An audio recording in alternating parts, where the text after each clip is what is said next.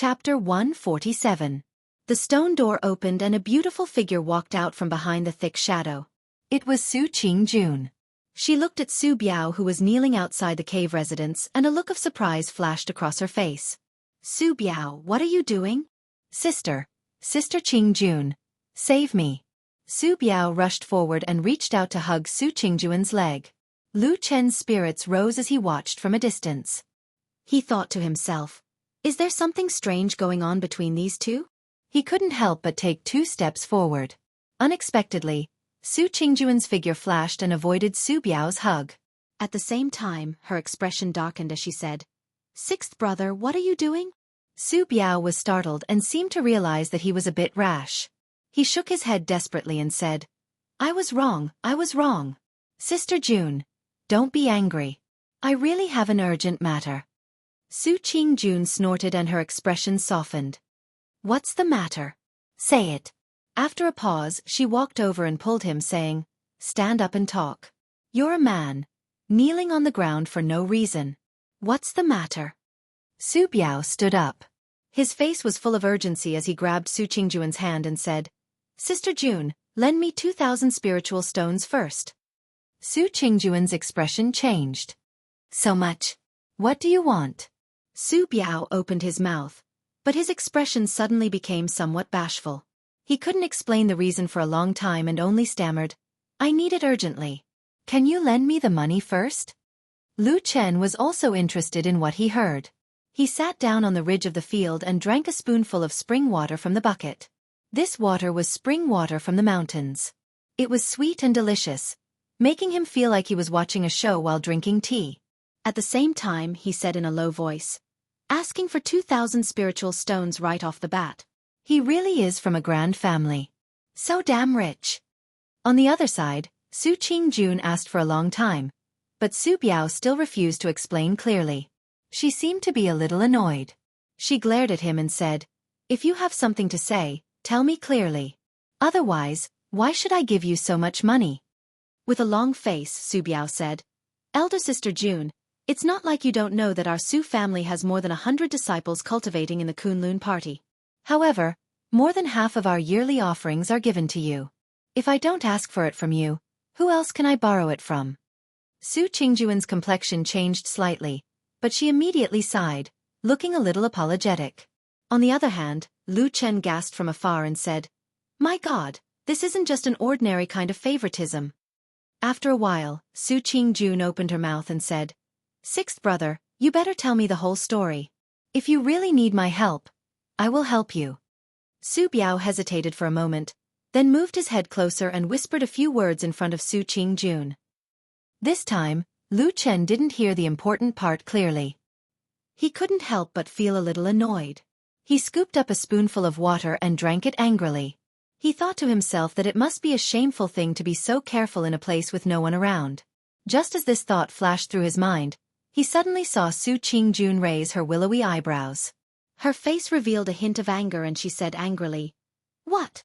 You want to use this money to redeem that prostitute? Su Biao was so anxious that he stomped his feet. Just as he was about to beg, the two of them suddenly heard a violent coughing sound coming from a place about 100 feet away. Su Qingjun and Su Biao turned their heads at the same time. They saw Lu Chen holding his chest and coughing at the edge of the spiritual field that was mostly covered by ancient trees and rocks. It seemed that he had choked while drinking water, but it also seemed that he was struggling to not laugh out loud. His face was full of pain. Who is it? How dare you? Su Biao jumped 30 feet high, his face full of anger. He pointed at Lu Chen and shouted angrily, Where did this brat come from? How dare you hide on this flying goose platform? As he said this, his expression suddenly changed and he shouted, You bastard, don't tell me you are so daring in your lust that you covet my sister June's beauty? Bah, watch me beat you to death today, then throw you down from this mountain. Lu Chen coughed and waved his hand. At the same time, he kept shaking his head. His expression looked a little strange. Su Biao was furious. Just as he was about to rush over and beat up this ignorant odd-job disciple, he was stopped by Su Qingjun from the side. She said, Enough. Su Biao stopped and turned around to look at her. He only heard Su Qingjun say coldly, He is an odd-job disciple from Bai Chao Tang. He is here to help me. He will be staying on this mountain for a while. Su Biao was startled. His expression suddenly became a little awkward. When he looked at the spiritual field again, he found that Lu Chen had actually disappeared in just a short while. He must have felt a little awkward when he saw this scene. He didn't want to embarrass Su Qingjun, so he left first. Su Qingjun also looked at the spiritual field. Her clear eyes didn't show much strangeness, but she also let out a faint sigh of relief. Su Biao, on the other hand, saw that there was no one around, so he ran back to Su Qingjuan's side. He begged desperately in a low voice and bowed with his hands folded in front. In the end, he even looked like he was about to kneel down. This scared Su Qingjun so much that she pulled him back and scolded him harshly. However, Su Biao didn't care at all.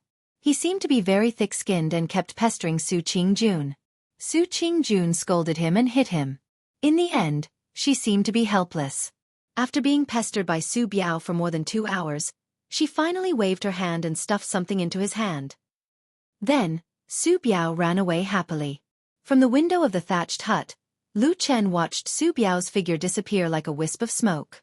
He lay down on the bed and looked at the ceiling with both hands on the pillow. After a while, the smile on his face slowly disappeared. He seemed to have thought of something. He pondered silently and then sighed softly. "Why are you sighing?" Outside the thatched hut, Su Qingjuan's voice suddenly sounded. Lu Chen stood up and walked over to open the door.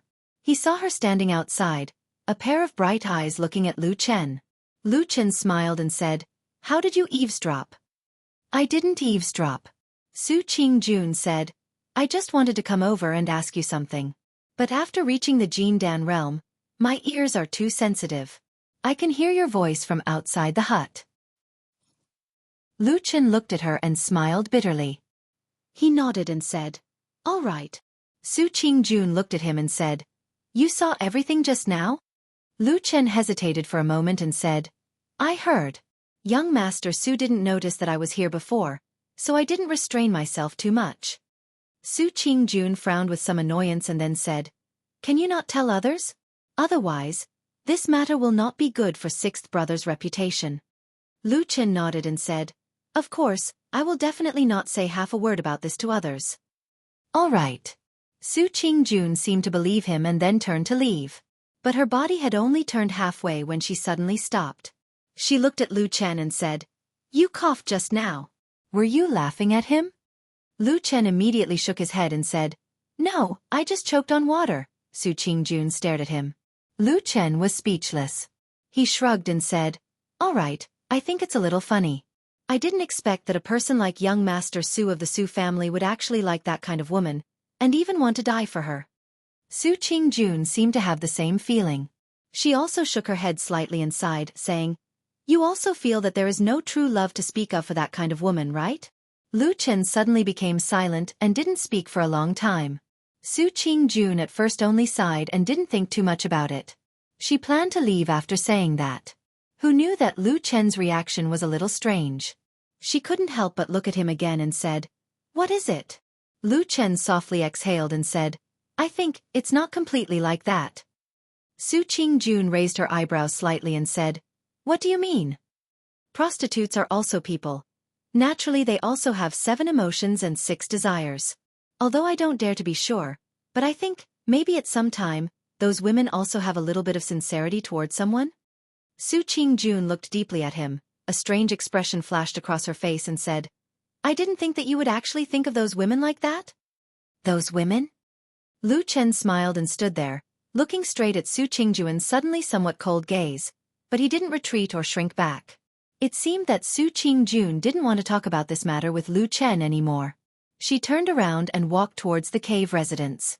But after a few steps, she suddenly heard Lu Chen say behind her, "No matter what you think, and you indeed have the qualifications to look down on those prostitutes, but I still want to say, although those women are lowly, they really are also people. There will also be times when they will have sincerity." Su Qingjun didn't turn around, so Lu Chen couldn't see her expression at the moment, and he also didn't know if she would be angry at these somewhat presumptuous words at this moment. After a while, Su Qingjun opened her mouth. Her voice was calm and didn't seem to have much fluctuation. She only asked lightly, "Then have you seen that kind of woman's sincerity?" "I have seen it," Lu Chen said. Su Qingjun was silent for a moment, then said, "Very good." After that, she continued to walk forward. Lu Chen looked at her back, suddenly raised his voice and said, "Also, although I believe that there will be sincerity in the prostitutes, that kind of thing is also very, very rare. Whether young Master Su has this kind of luck to meet such a woman with sincerity, I think it is very doubtful. And even if there is sincerity, whether or not it is in your brother, it is also difficult to say." Su Qingjun coldly snorted, finally stopped again, turned around, and looked a little unhappy. She stared at Lu Chen and said, "After talking for so long, what exactly do you want to say?" Lu Chen said, "What I mean is, it is very rare to meet such a kind of sincerity. Why don't you go and get those 2,000 spiritual stones back?" Su Qingjun looked at him. After a moment, she lightly said, "I won't." Lu Chen said, "Why is that?" Su Qingjun said, "I want to eat the eagle fruit, so I can't go down the mountain." Lu Chen said, "Oh, that's true, but it's a bit of a pity." Su Qingjun said, "It's nothing, just a little bit of money. Just think of it as feeding the dogs." Lu Chen. Chapter 148. As Lu Chen sat in the straw hut, he recalled the conversation he had with Su Qingjun and suddenly felt that Atsu was quite pitiful. If he really took out 2,000 spirit stones and threw it out, would there be people who would want to be dogs? Well, this was not a question that he could think about in detail. Lu Chen hurriedly cast this thought aside. Then, in the following time, he either went to the spiritual fields outside the hut to take care of the eagle fruit tree, or he casually walked around the area and looked at the beautiful scenery of the Flying Goose Terrace. He watched the clouds and the sky as vast as the sea. He was prepared to wait like this until the sky turned dark, then find an opportunity to go down the mountain to see if there would be any unexpected gains from the trap he had set. But unexpectedly, this seemingly quiet Flying Goose Terrace was unexpectedly visited by more people before dusk, and it was not just one person. There were 2 groups of 3 people in total. The first group was people that Lu Chen knew. They were Sumo and Su Qian, who had a conflict with Xianxia and the others in the fragrance garden. In view of the previous incident, although Su Qingjun did not show any particularly obvious dissatisfaction, Lu Chen still consciously hid in the straw hut further away. He could not hear the conversation over there, and could only see a little bit of the situation over there through the gap in the window. Similar to the scene when Su Biao came, Sumo and Su Qian also waited at the door for a long time. After about an hour, Su Qingjun finally came to open the door. This slow reaction made Lu Chen almost suspect that Su Qingjun had really reached the Jindan realm and had good hearing and sight. Or perhaps this woman's words and actions did not match, and she was actually trying to show her strength to these people? This is a little strange. Lu Chen leaned against the window and watched curiously. Even if they were family, Su Qingjun's place was completely different from what he'd imagined. She'd only focused on cultivation every day, but it was really different from what he'd imagined. After Su Qingjun came out, she still looked as cold and beautiful as ever. Sumo and Su Qian also seemed to be very respectful towards this big sister, and hurriedly bowed to her. Then, the 3 of them began to talk at the entrance of the cave. Seeing this, Lu Chen suddenly frowned and exclaimed. Something didn't seem right. Including Su Biao in front of him, these people were all his blood brothers. Logically speaking, he should at least invite them into the cave abode to drink tea and talk quietly, right? But why were all of them just standing outside the cave? Looking at the expressions of Sumo and Su Qian, it seemed that they were used to this. It seemed that this was the rule of Su Qingjun's place. Lu Chen looked at the cave abode behind Su Qingjun from afar. He saw that behind the stone door was deep and unfathomable, and he basically couldn't see anything. The 3 of them talked for a while. Su Qian was slightly better, but Sumo had an excited expression on her face. She said many things to Su Qingjun, and in the middle, she gesticulated and begged for a while. Su Qingjun, on the other hand, frowned, nodded and shook her head from time to time, and occasionally revealed a helpless expression. In the end, Su Qingjun finally waved her hand. She first said something to Su Qian, and then sternly reprimanded Sumo. However, the 2 of them had a happy expression on their faces, and laughed out loud. After repeatedly thanking Su Qingjun, they quickly left. Su Qingjun turned around and returned to the cave abode. But not long after the stone door closed, Lu Chen was lying peacefully in the straw hut, waiting for the sky to turn dark. Suddenly, he heard movement outside. He was stunned for a moment, and climbed up to take a look. He then muttered, "It can't be, why is it so lively?" In just a short while, another person came up from the foot of the mountain. In a flash, he also ran to the entrance of Su Qingjuan's cave abode. With a putong sound, he directly knelt down, and then hugged the door, banging and shouting with all his might. Even Lu Chen, who was so far away, could hear a few indistinct words. "Elder sister June, June. Elder sister, you must seek justice." Ah! Lu Chen, who was in the straw hut next to him, could clearly see that the third person who came was a girl. She was very young, and looked to be 1 or 2 years younger than Su Qingjun. When she came, her footsteps were light, and her expression was calm. Once she was near the entrance of the cave abode, she immediately revealed a sorrowful expression, and 2 streams of tears flowed down her face. What was even more strange was that after this girl knocked on the stone door for a while, she suddenly seemed to remember something. She suddenly reached out to her shoulder, and grabbed the lapel of her clothes. She forcefully tore it, and immediately tore a hole. Then, she lay at the entrance of the cave, and cried even louder. This time, because it wasn't too long since Sumo and Su Qian left, Su Qingjun came out much faster than before. After a while, she heard the rumbling sound of the stone door opening. As soon as Su Qingjun walked out, she saw the girl kneeling in front of her. Her clothes were disheveled, and her face was full of tears. She was instantly shocked, and hurriedly went up to the girl. She used both hands to help the girl up, and then asked repeatedly, her face revealing a worried and anxious expression. In the distance, Lu Chen couldn't help but laugh out loud. He looked at the straw hut with great interest. He shook his head and said to himself with a smile, "The people in the Su family are quite interesting." Because Lu Chen had gone to the Flying Goose Terrace to help Su Qingjun plant the eagle fruit tree, and he would be gone for at least 20 days, Black Dog became a problem. Lu Chen had originally asked people if he could bring Atsu to the Flying Goose Terrace, and those who were asked looked at him as if they were looking at an idiot. How could a fairy-like person like Su Qingjun be together with a dog? Lu Chen was also speechless. Later, he asked around for a while and found that the situation might be true. Girls from aristocratic families like Su Qingjun and Xianxia had basically never had much contact with pets since they were young, so it was hard to say whether they would like Atsu from the bottom of their hearts like Xianxia did. It would be too troublesome if more problems arose because of this. Anyway, they would only be staying for 20 days, so after Lu Chen thought about it, Black Dog began a lonely life as a dog. Every day, it would run out on its own, take care of its own food, drink, and defecate. When it was dark, it would run back on its own, crawl into the house through the small dog hole, and sleep. Xian did think of it, so she specially ran over to see Atu. When they met, Xian was shocked. Seeing Atu's miserable appearance, she couldn't bear to look at it. She immediately burst into tears. But compared to Xian's sadness, Atsu seemed to be much stronger. It looked indifferent all day long, even though it only had 1 eye and half a tail, and there were many terrible wounds on its body. But these wounds seemed to be unable to stop Atsu's yearning for the mountains and forests, even if Xian begged. For a long time, except for Lu Chen, Atsu had almost never been close to humans. Xian was an exception, and she could talk to it a little bit. But every time Xian wanted to take Atsu away, Atsu firmly refused. It seemed it would rather go back to that cold and lonely house every night and sleep alone, but it also seemed to have incomparable patience, quietly waiting for Lu Chen's return. Unconsciously, this black dog's life and Lu Chen's seemed to have become intertwined, and it was unwilling to be separated. The setting sun shone on Kunwu City.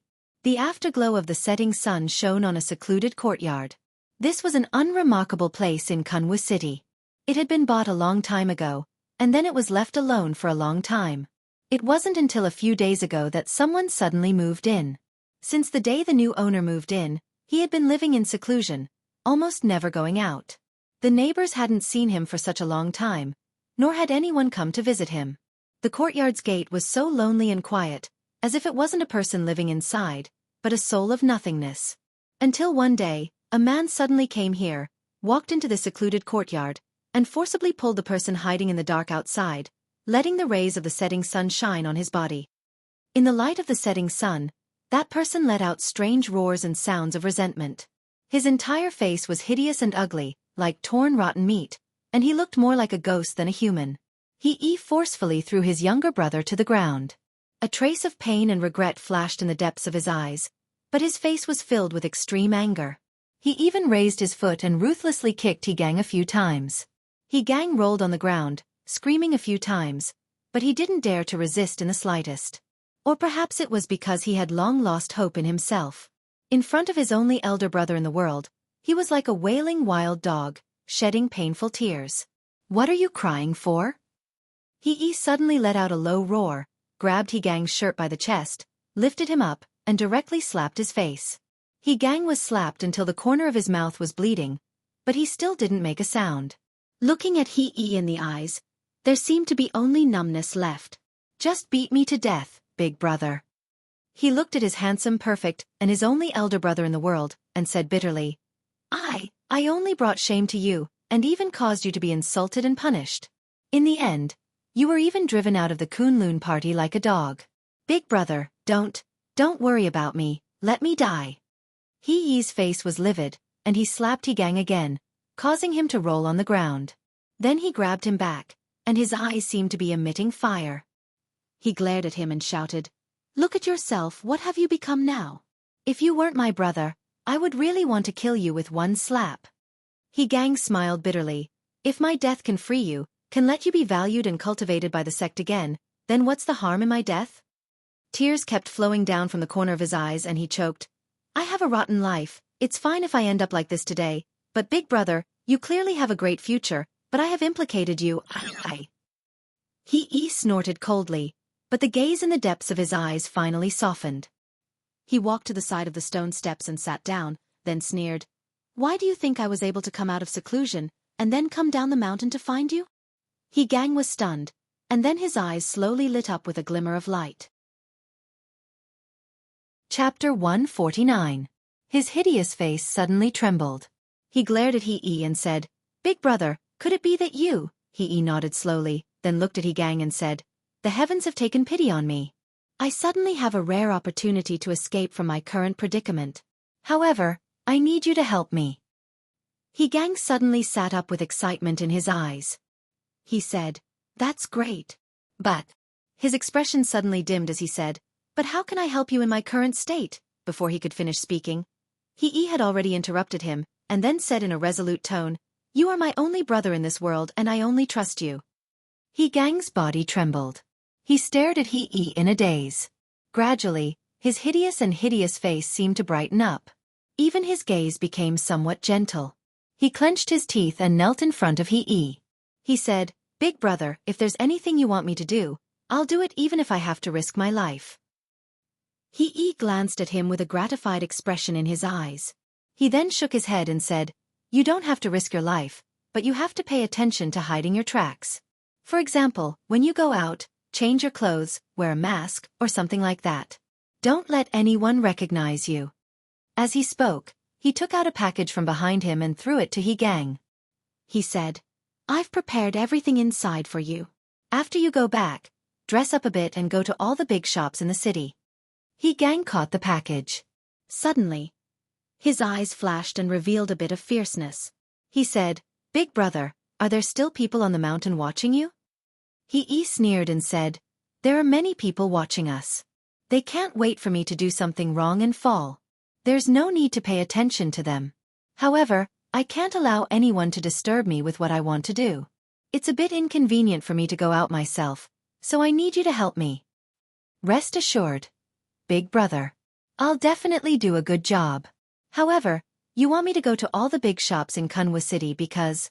He took out a small paper bag from his pocket and handed it to Jianghu. Jianghu received it with some doubt. He first glanced at He, then opened the folded paper. There was some scarlet powder in the center of the paper bag. He looked at it carefully, then brought it to his nose and sniffed it. Then he said in surprise, "Cinnabar? Yes, you will pretend to be a wealthy customer, and then ask around to find out which shops have been in the city recently, and who has bought this thing in large quantities." Jianghu nodded, put away the paper bag and said, "I understand." He smiled faintly and stood up. He raised his head and looked at the setting sun in the distance. His gaze was deep. A moment later, he suddenly laughed coldly and said, "The reincarnation formation needs a lot of cinnabar." Due to the high terrain, the setting sun on Kunlun Mountain actually stayed in sight longer than it did in Kunwu City. Flying Goose Terrace on Ziyun Peak was a good place to admire the setting sun. The sea of clouds was magnificent, and the afterglow illuminated the sky.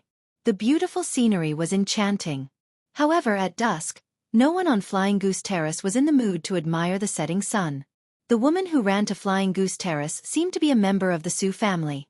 At least, Su Qingjun seemed to be very familiar with her. During the tearful complaint, the woman seemed to be saying something to Su Qingjun.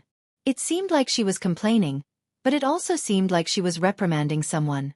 In the end, her eyes were filled with tears.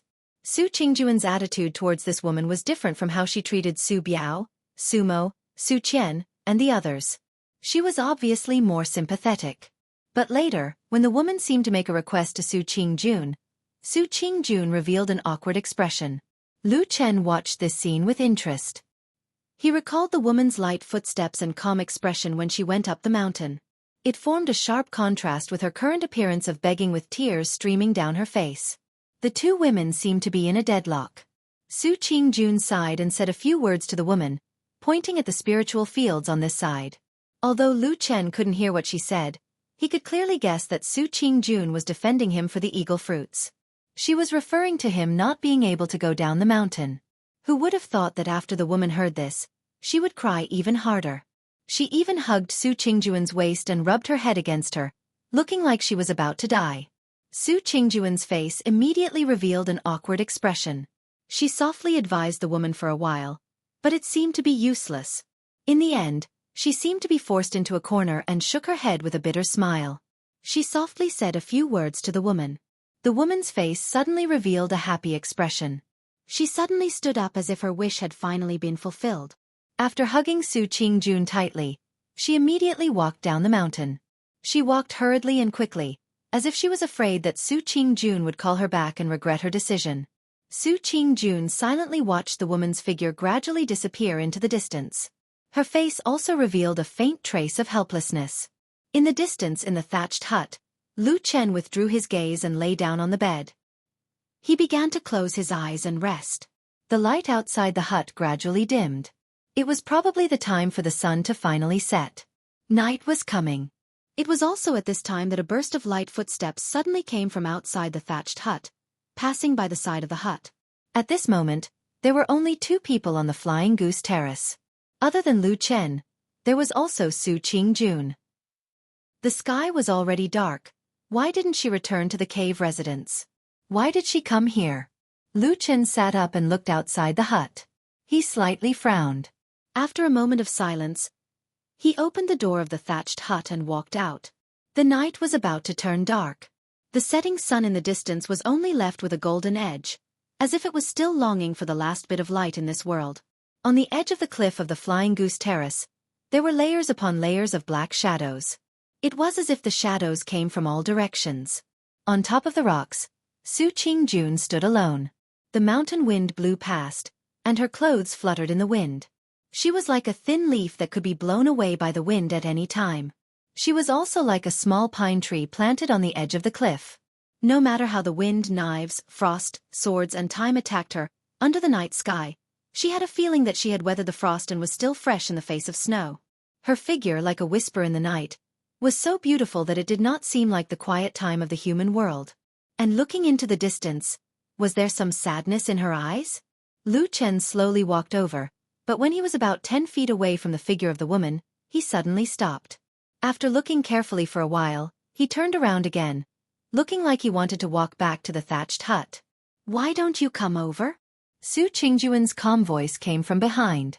Even though she did not turn around, she seemed to be able to clearly feel what was happening behind her. Lu Chen stopped and looked at her. He saw that Su Qingjun still had the same appearance as before. What he saw was only a beautiful and deep back. "Well, actually, I was a little worried that you would take things too hard and want to jump down," Lu Chen said very calmly, "but now it seems that everything is fine. I was thinking too much, so I plan to go back to sleep now." Su Qingjun's figure moved slightly, and then she turned around to look at Lu Chen.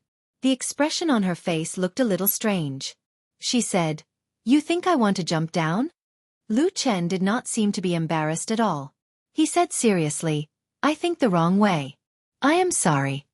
Hearing these words, Su Qingjun shook her head and was silent for a moment. Suddenly she said, everyone who came today is from our Su family. You also saw them, right? Lu Chen thought for a moment and said, I saw them all. But at the beginning, because Su Biao was close, he had a rough idea of what was going on. I was at the thatched hut after that, so I didn't hear anything. I don't know what happened. Su Qingjun nodded slightly. Looking at Lu Chen, her gaze softened a little. After a moment she said, you can take the initiative to avoid it and save me some embarrassment. Thank you. Lu Chen looked up and down at Su Qingjun. He thought that this woman was really different from others. Not to mention her beautiful appearance, her exquisite mind was even more clever. She could hear three things from one thing. There was a trace of admiration in his eyes. Then he said, it is late at night. Shiji Su, be careful. The wind here is cold and dew is heavy. Take care of yourself. I will go back first. The scenery here is very good. Su Qingjun seemed not to hear Lu Chen's words. She said to herself, the sea of clouds billows like a vast ocean. It is a rare beautiful scenery. In the night, it is a different scene than in the day. Don't you want to see it? Lu Chen stopped and looked at Su Qingjun. He suddenly smiled. He did not decline, nor did he show any humility. He just nodded and said, thank you. Then, he walked up the cliff. Below the cliff was steep. As soon as he walked up, he felt the mountain wind suddenly become much fiercer. The whistling sound was endless, as if it came from the 9 heavens and swept down to the earth. Thick clouds were under his feet. They were vast and boundless, reaching into the depths of the blue dome of heaven. Smoke and dust rose and fell like waves. Where the wind and clouds were, the world was vast. When he looked back, he saw a bright moon rising slowly. It was late at night. He stood by her side.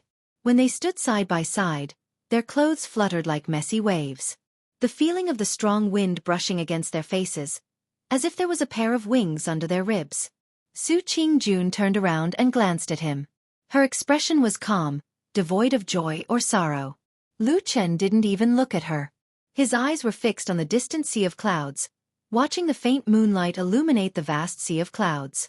It was a magnificent and wondrous scene. He couldn't help but exclaim in admiration, it really is a beautiful scene. Su Qingjun smiled slightly. She was as beautiful as a lily in the night. Then she also turned to look. The two of them looked at the sea of clouds under the moonlight. They stood together for a long time. Until the moon was in the middle of the sky, Su Qingjun looked away. After a moment, she suddenly said, I want to go down the mountain tonight. Lu Chen looked into the distance. There was no expression on his face. He said lightly, it is not worth it. And Chapter 150. The night wind blew. On the cliff, Su Qingjun's eyes were clear and bright, like the bright moon hanging high in the sky at this moment, cold but not dazzling. She seemed to have a trace of curiosity. She looked at Lu Chen and asked, why do you say that? There's a curfew. Lu Chen said, if someone finds out, your good reputation will be ruined. Su Qingjun looked at him for a moment and suddenly smiled. She said, no, what you said just now, that's not what you meant. Then she paused and said, could it be that you have already guessed the reason why they came to me today? Except for Su Biao, I still don't know about other people's matters. Lu Chen once again expressed his attitude to Su Qingjun and said, but I think that most of their matters should not be very urgent. At least for you, perhaps it is not worth breaking the sect rules and going to Kunlun at night. Su Qingjun was silent for a moment and suddenly asked, have you ever thought that perhaps it is really a small matter for me, but for others, it may become a big urgent matter? Lu Chen said, so you want to go down the mountain? Su Qingjun nodded and said, they asked me to do something. They asked you and you agreed? After all, we are a family. Lu Chen frowned and looked at Su Qingjun without saying anything for a moment. Su Qingjun was also silent for a moment and said, when Su Biao was here, you may have heard those words. There are too many things in the house, and only I have them. If I don't take care of my brothers and sisters, who will take care of them? Lu Chen blinked and suddenly looked left and right. Then, he looked at the dark abyss at the bottom of the cliff not far away. He seemed to feel a little guilty. Su Qingjun was a little surprised and said, "What's wrong with you?" Lu Chen said, "I want to see if there is a way to escape. Maybe you will kill me later." Su Qingjun was stunned at first, then she burst out laughing and said, "Nonsense, why would I do that?" Lu Chen also laughed and said, "In fact, with your identity, you don't need to say so much to a servant disciple like me." Su Qingjuan's eyes flashed like the moonlight in the sky, and she smiled and said, "I think you are different from ordinary servant disciples. You are especially smart." After a pause, she seemed to feel that she had not said enough and added, "Well, you are smarter than many Qi cultivation realm and even foundation building realm disciples I know." Lu Chen immediately took a step back and looked Su Qingjun up and down. He said seriously, "You must have something to ask of me. Do you have something to say?" Su Qingjun sighed and said, "You are indeed a smart person, much better than the brothers in my family. If they were a little more like you, I would not be so annoyed." Lu Chen smiled and said, "If your words were to spread, I would not be able to stay on Kunlun Mountain. What are you trying to say?"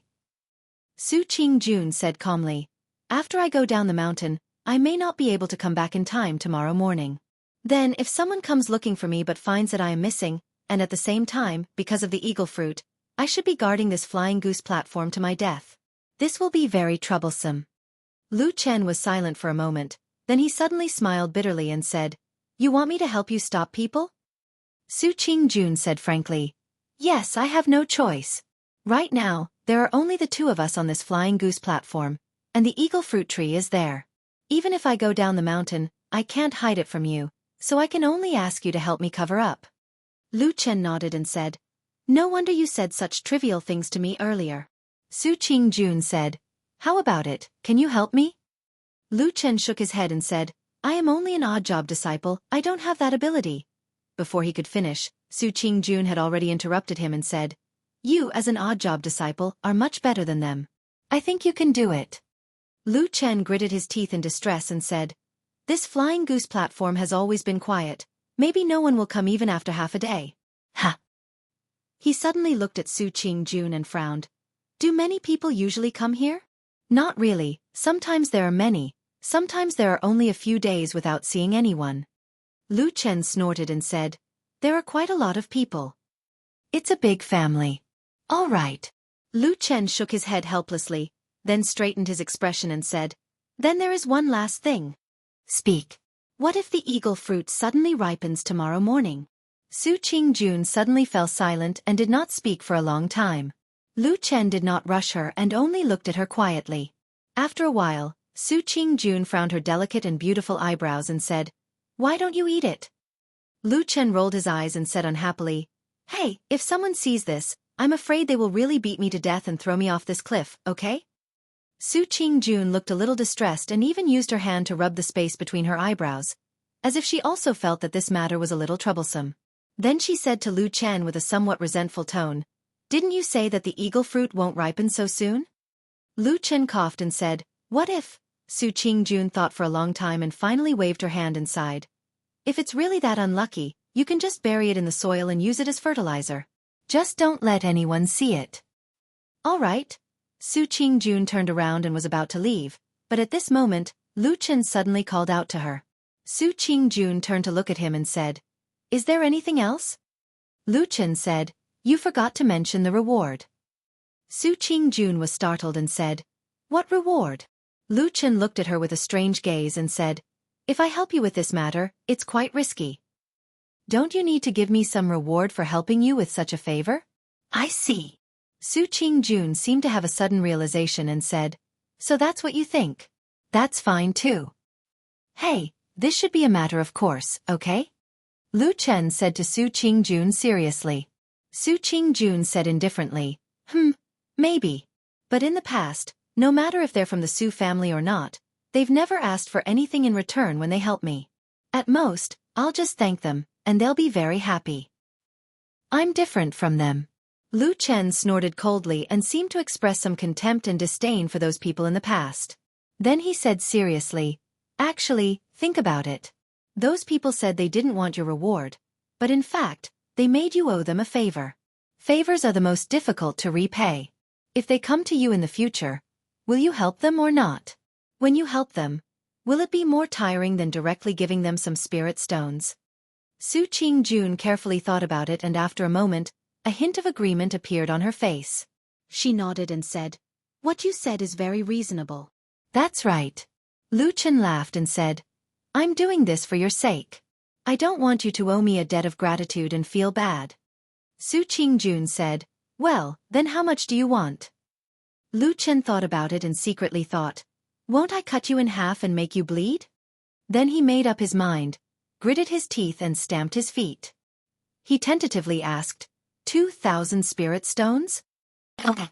Su Qingjun nodded and looked at Lu Chen with appreciation. She said, "I didn't expect you to be such a kind person. You have a good character." The night was vast and dark. The beautiful woman took advantage of the night and quietly disappeared into the boundless darkness. Lu Chen stood on the edge of the cliff, facing the wind. The mountain wind made his clothes flutter, and the biting cold wind swept across his face from time to time. He always felt like he was being slapped in the face. When he looked at the night sky and the bright moon in the sky, he did not know why he felt a sense of loss. Lu Chen let out a long sigh, a look of regret on his face as he muttered to himself. He said to himself, "If I had known, I would have said 20,000. These rich people are really hateful." As he said this, he shook his head and turned around to walk down the cliff. He walked all the way back to his hut and closed the door. The night gradually darkened. In the blink of an eye, about 2 hours had passed. Suddenly, there was a slight movement in the cold darkness on Xian platform. The door of the hut was silently pushed open, and then Lu Chen walked out. Under the moonlight, his figure was never in the light, but hidden in the shadows. He was faintly discernible, moving vaguely toward the mountain road below Xian platform. Not long after, his figure also disappeared into the darkness. That night, Kunlun Mountain was still cold and quiet. Most of the Kunlun disciples had long been accustomed to this kind of work and rest due to the constant curfew for many years. Although there were still guards outside the house where a horrifying murder had occurred a few days ago, it was obvious that the guards were much more relaxed than before. Even people who practiced Taoism would feel uncomfortable in the face of death or the dead. Of course, it was a different story for those who cultivated the evil arts of demons and devils.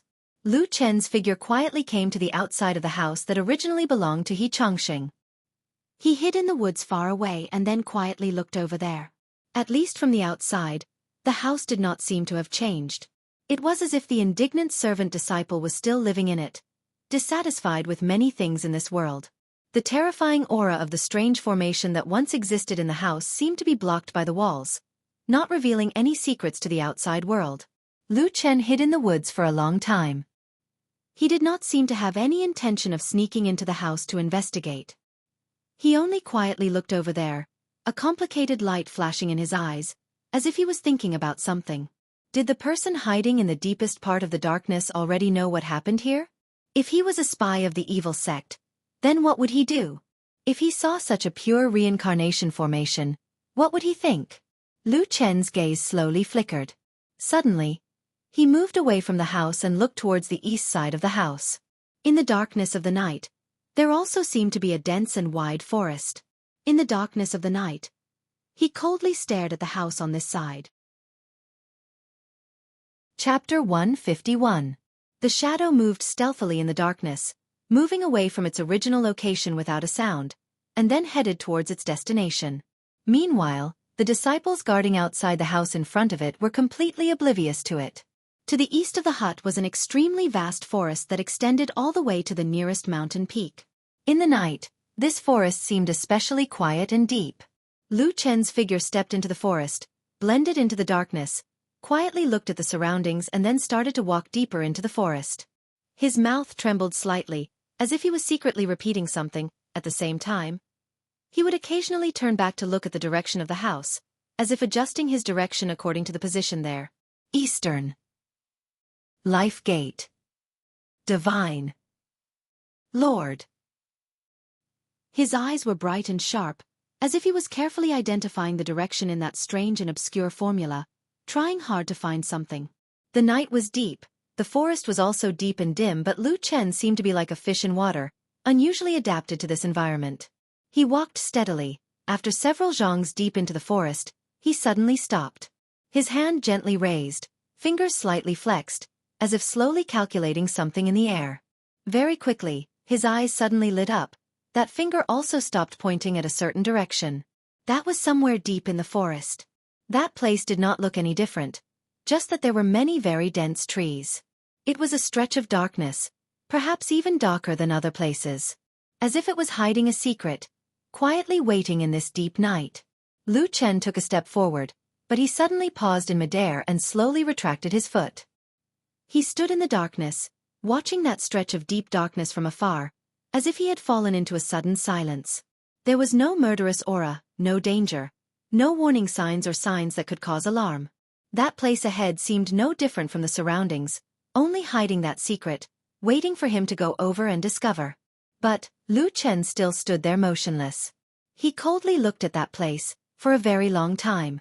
If he wanted to lure the snake out of its hole, then, after seeing the evil sect formation in that house, would there also be someone similarly wanting to know who he was, wanting to find him? Very few people knew about the top and strange methods of the devil cult, but those who knew were definitely not ordinary people. Could such a person have also set up some unpredictable traps? Lu Chen was like a shadow, quietly standing in the darkness.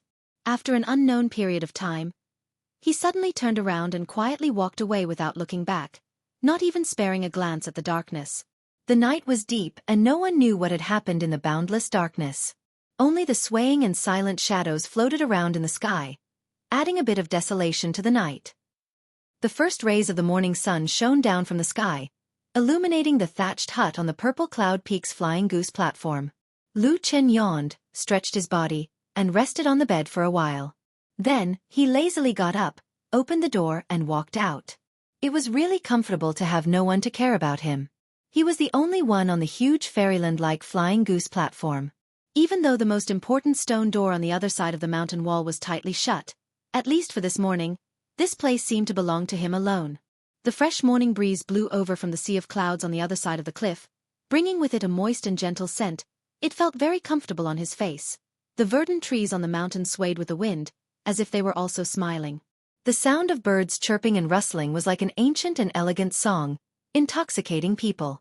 Lu Chen strolled from one side to the other, openly and unscrupulously looking around the entire flying goose platform that he did not have the time to visit yesterday, memorizing all the terrain and roads in his heart.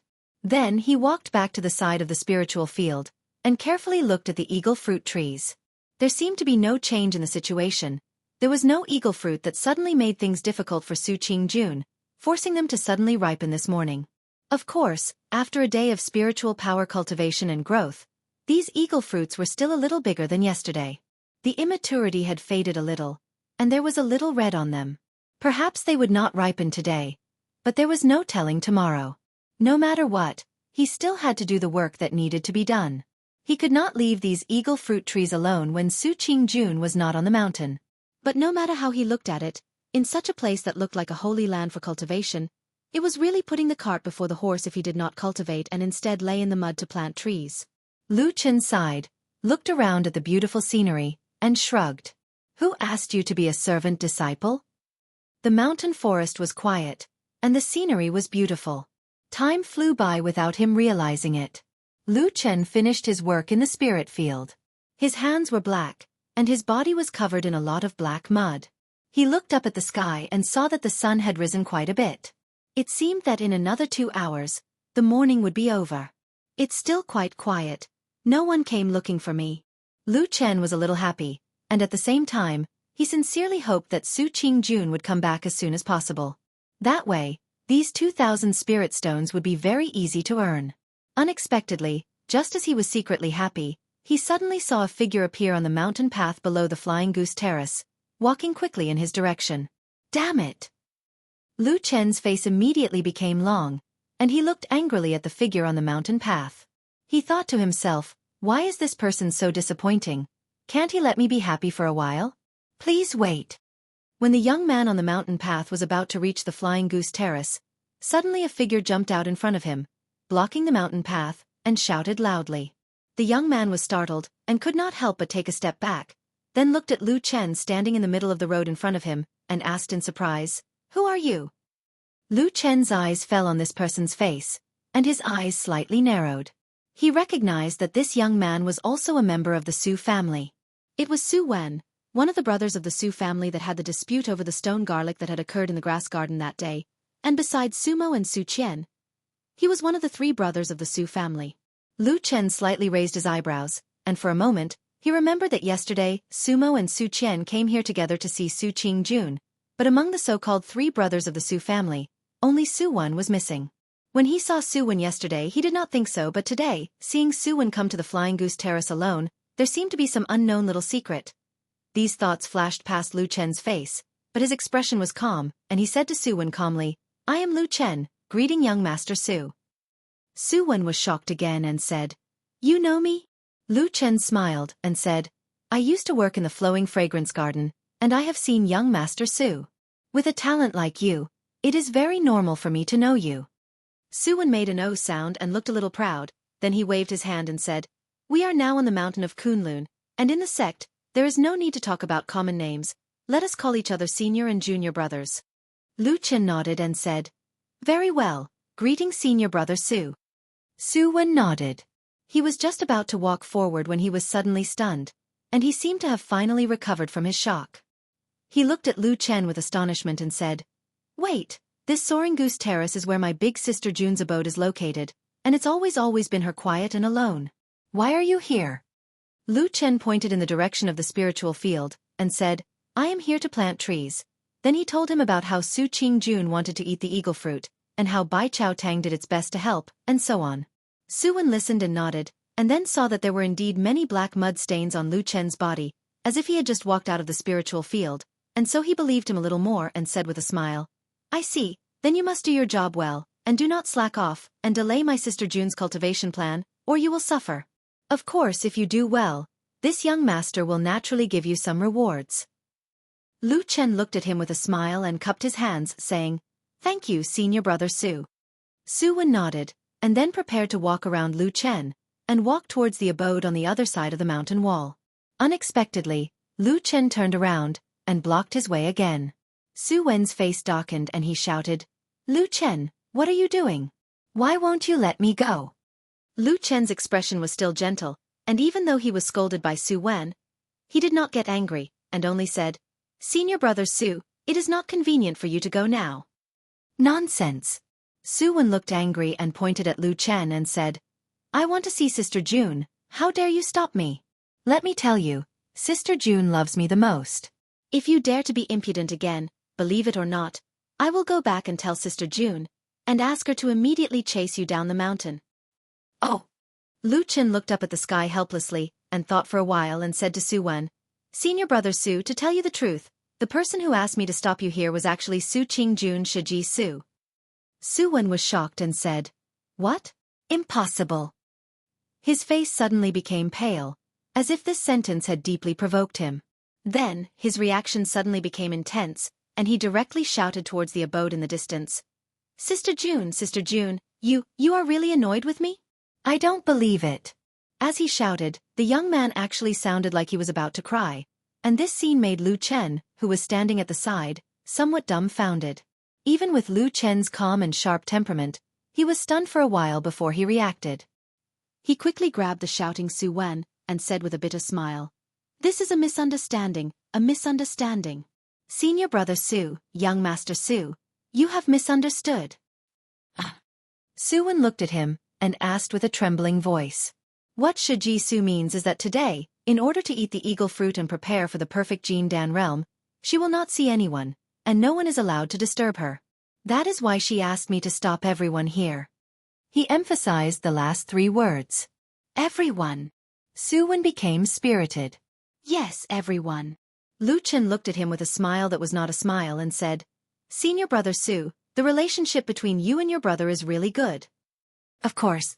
Knowing that he was not detested, Su Wen immediately regained his spirit, and even said with a hint of arrogance, "Only those 2 idiots Sumo and Su Qian refuse to follow me. Wait until I get the benefits, and they will be greedy to death." Lu Chen looked at Su Wen's complacent face, and smiled slightly. Chapter 152. But I'm already here. Su Wen paced back and forth on the mountain path. After a moment of hesitation, he shook his head and said, "I can't come all the way here for nothing."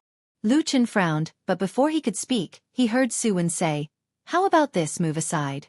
I'll go and see Sister June. Once she hears that I'm here, she'll definitely see me." With that, Su Wen once again strode towards the abode on the soaring goose platform, completely ignoring Lu Chen's obstruction. Lu Chen stood to the side and was somewhat speechless. He thought to himself, "Do these young masters from aristocratic families really can't be bothered to look at me?" Su Wen could be willful, but Lu Chen had to consider other things. If he were to knock and shout at the door, the fact that Su Qingjun wasn't here might be exposed. Thus, after a moment of hesitation, Lu Chen hurriedly took a few steps forward. Just as Su Wen was about to reach out and knock on the door, Lu Chen once again stopped him. Su Wen's face immediately revealed an unhappy expression. He looked coldly at Lu Chen and said, "Don't you have any self-awareness? Be careful, you're asking for a beating." Lu Chen glanced at Su Wen indifferently and then calmly said, "Young Master Su, before you disturb Shiji Su's meditation, I have two things to say. If you still want to find her after you hear them, I won't stop you. What do you think?" Su Wen didn't notice that Lu Chen had suddenly changed the way he addressed him from Senior Su to Young Master Su. He only revealed an impatient expression, but in the end, he still waved his hand and snorted. He said, "Say it quickly. Servants like you are the most troublesome." Lu Chen's eyes paused for a moment on Su Wen's finger that was waving in front of his eyes. A dark flame flashed in the depths of his eyes. He then smiled, his expression still gentle. He said, "Young Master Su, your reputation is naturally great. When Shiji Su heard that you're here, she should come out to see you." Su Wen's face revealed a pleased expression. Lu Chen couldn't be bothered to look at him, and he continued speaking. "However, no matter what, Senior Sister Su is cultivating right now. What if you disturb her at a critical juncture and cause her cultivation to be damaged? Wouldn't this cause a grudge to arise in her heart?" Su Wen's expression changed, and he said in a deep voice, "Are you trying to scare me? How could there be such a coincidence? It's so early in the morning. Maybe my elder sister June is still sleeping." Lu Chen helplessly looked up at the sky, and saw that the sun was almost at its zenith. He laughed dryly and said, "It's not likely that she's sleeping at this time." This is the first sentence. The second sentence is, "Even if Shiji Su loves you very much and doesn't bear a grudge, young Master Su, think about it. Shiji Su is currently carrying the expectations of her family's elders. Even the flaws in her Jin Dan realm need to be eliminated with the eagle fruit. She's such a hardworking person. If you disturb her, with the deep love between you and her, how could she bear to do so?" At the end of his speech, Lu Chen's words were sincere and full of emotion. His eyes shone brightly, as if he was trying his best to persuade Su Wen. Su Wen seemed to be a little shaken after listening to Lu Chen's words. He stopped in his tracks and frowned. He hesitated for a while, as if he was really moved by Lu Chen's words. That doesn't sound wrong." Su Wen said to himself, "I don't have anything urgent to do. How about I come back after a few days?" Lu Chen smiled and nodded. Su Wen thought for a while and finally made up his mind. He turned around and walked away. But this time, he didn't even greet Lu Chen. It seemed that he was still a little dissatisfied with this ignorant odd-job disciple who blocked his way. Lu Chen followed him to the side of the mountain path and watched Su Wen leave. He then grinned and said, "I almost believed what you said." Lu Chen also felt that it was a little funny. He shook his head and turned around, walking towards the thatched hut. When he was not far from the thatched hut, Lu Chen suddenly stopped. He frowned and looked at the spiritual field next to the thatched hut. He saw that on the originally empty ridge of the field, there was now a figure with his back facing Lu Chen. He wore a gray robe with big sleeves and a jade belt around his waist. His hair was gray and white. It seemed that he was not young. At this moment, the old man was holding a large wine urn in his hands. While looking at the eagle fruit trees in the spiritual field, he would occasionally take a sip of wine from the urn. Even from a distance, one could smell the rich aroma of wine. Lu Chen looked at the back of the old man who suddenly appeared. His pupils shrank a little, from the moment Su Wen appeared until now, although his attention was diverted by Su Wen, but this old man silently appeared beside the thatched hut and he actually did not notice it at all. It was obvious that this old man's cultivation was extremely high. He was definitely not an ordinary person. At this moment, the old man in front drank a mouthful of wine and suddenly said, "These 7 eagle fruit trees were planted by you?" Lu Chen looked around and confirmed that there was only him and the old man left on the flying goose platform. He then slowly walked forward and said, "Yes." The old man patted the wine jar and said with some praise, "Well planted." Lu Chen walked to the side of the old man and saw his face. He saw that the old man's face was wrinkled and his eyes were slightly cloudy. Perhaps it was because he had drunk too much. Other than that, he had a very conspicuous red nose. "Senior, may I ask who you are?" Lu Chen asked carefully. The old man looked back at him and suddenly grinned, revealing a few white teeth. He said, "I'm just passing by and came here to take a look." Lu Chen hesitated for a moment but still opened his mouth and said, "Senior, please forgive me for being blunt. This is the cave of our sect's Jin Dan friar Su Qingjun. Normally, only she can cultivate here. With your identity, perhaps you shouldn't come here so casually." The old man's face sank slightly, and he actually seemed to possess a dignified aura. It was truly like the difference between the heavens and the earth when compared to Su Wan from before. It was to the point that Lu Chen felt his heart thump abruptly as vigilance involuntarily arose in his heart. "You dare to speak to me like this? Do you really know who I am?" Lu Chen was silent for a moment and said, "Disciple has been rude. But recently Shiji Su is at a critical juncture in her cultivation, and may need to cultivate quietly. I am doing this because Shiji Su instructed me to do so." As he spoke, he raised his head slightly and said calmly, "We are all from the same sect and have camaraderie. With your cultivation realm, I can only take it as helping the younger generation. When Shiji Su comes out in the future, it will be another good karma. I believe she will remember your kindness. Everyone will be happy, so why not?" Lu Chen smiled and said with a humble expression, "This is just disciple's humble opinion, please give me your guidance." The old man replied with an "Oh," and took another look at Lu Chen. After that, he smiled and even his gaze became much gentler. He said, "Little brat, you have a sharp tongue. You really know how to talk. Senior is flattering me. I am only doing my duty." Lu Chen said, "But what if I don't want to leave today? What will you do?" The old man suddenly laughed again, as if he was testing Lu Chen. He laughed and hugged the wine jar, looking at Lu Chen with interest. Lu Chen was startled and then smiled helplessly. He said, "Then I can't do anything." "Hey, little guy, aren't you very smart? Why don't you think of a way to drive this old man away or trick me?" The old man smiled and seemed to be in a good mood today. Lu Chen said honestly, "You are older than me and your cultivation is thousands of times stronger than mine. How can I use force? In the face of such a huge difference in strength, what was the use of these little tricks? It will only make a joke if I say it. It is better to be honest." The old man laughed heartily, seeming to be very carefree. He took a big gulp of wine, and a blush flashed across his face before disappearing in an instant. He smiled at Lu Chen and said, "Let me tell you actually." Before he finished speaking, he suddenly frowned and stopped. At the same time, Lu Chen also sensed something and turned his head to look. After a moment, both of their gazes saw that on the mountain path, another figure appeared. The figure was hurriedly and quickly walking towards the flying goose platform. The old man's face darkened. He suddenly cursed and said, "Damn it! What is wrong with the Su family? There are so many damn people. There is no end to it all day." Lu Chen was startled. He did not seem to think that with the old man's status, he would actually curse so unscrupulously. He could not help but look at him. The old man seemed to feel Lu Chen's gaze. He rolled his eyes and said to Lu Chen, "Little guy, listen to me.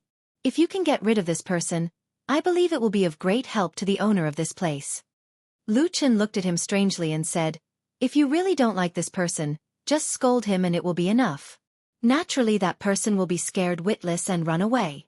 Why go through so much trouble? Moreover, I may not be able to get rid of him." The gray-haired old man glared at him and said unhappily, "If I could show up, I would have already beaten these useless people to the point that even their parents wouldn't be able to recognize them. It's either that June girl is soft-hearted or that she can't bear to part with these useless things. Forget it, let's not talk so much. Actually, even if I didn't come, you would still stop them, right?" Lu Chen thought for a moment and said, I still have to stop them. But whether I can stop them or not is another matter. Stop them, stop them. The old man laughed and said, these useless people are useless. They only know how to lie on June Girl's body all day as if they are sucking her blood. I feel disgusted just looking at them. Get rid of them and give June Girl some peace and quiet. I will naturally thank you. And thank me? Lu Chen's eyes lit up and he immediately said seriously, what are you talking about, senior?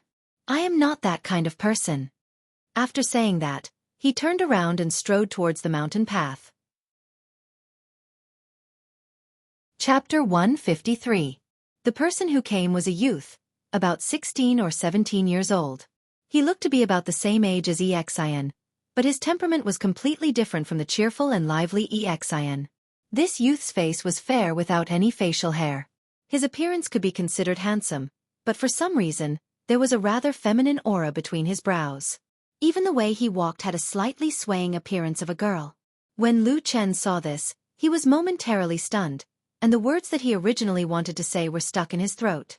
The youth also saw Lu Chen suddenly standing in front of the mountain path, blocking the way. He frowned his slender eyebrows, stopped walking and said to Lu Chen, who are you? It would have been better if he hadn't spoken, but the moment he spoke, Lu Chen immediately felt goosebumps all over his body. As it turned out, this youth's voice was actually very feminine. It didn't have the rough tone of an ordinary man, and sounded almost like a girl.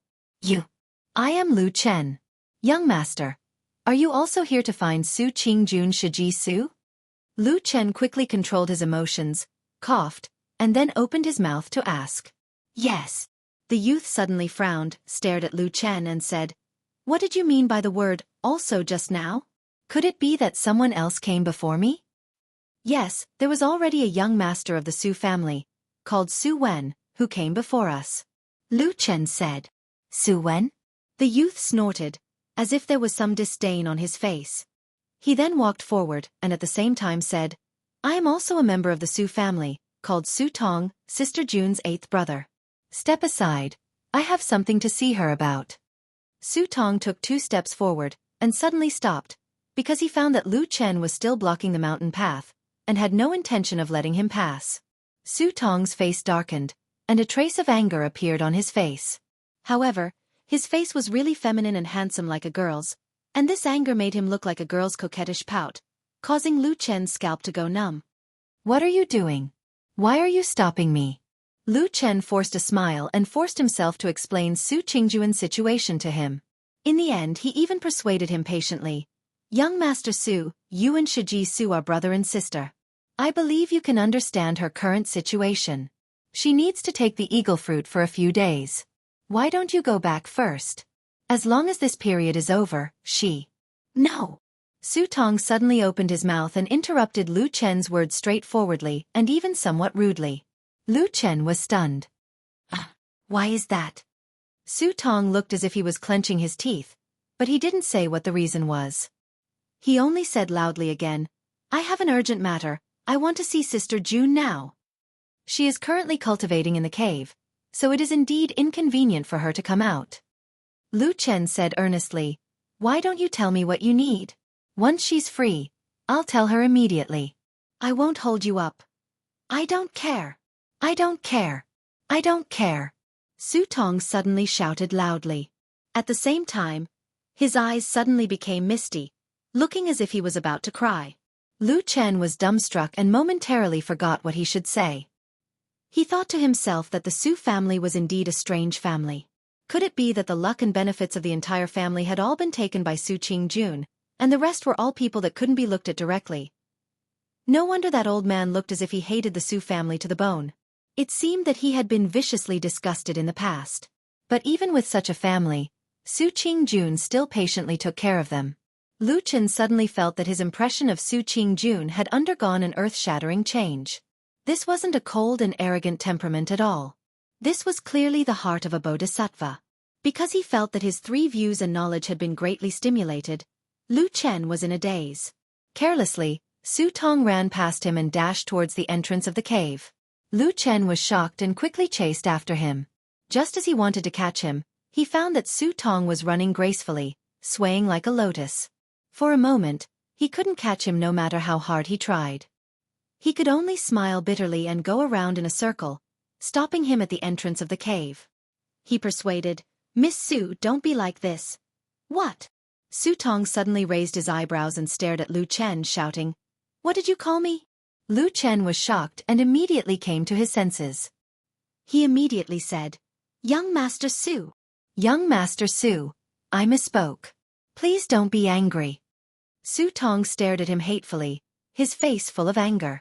Lu Chen felt that this was a thorny problem. He thought that this Su Tong was more troublesome than all the people from the Su family added together.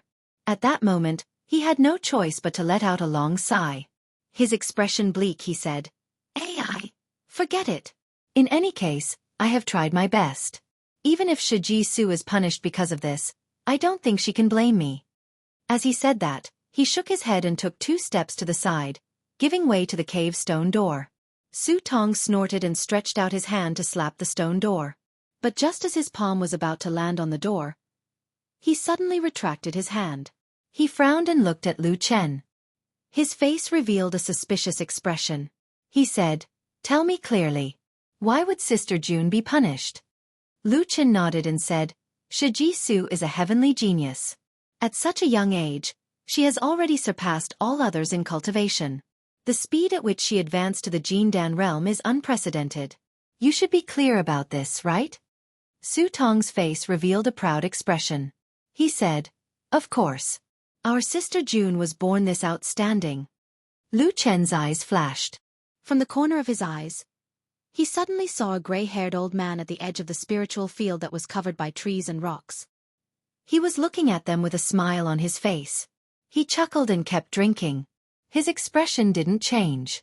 He said, "However, although Shiji Su's talent is outstanding, she is also unusually diligent in her daily cultivation.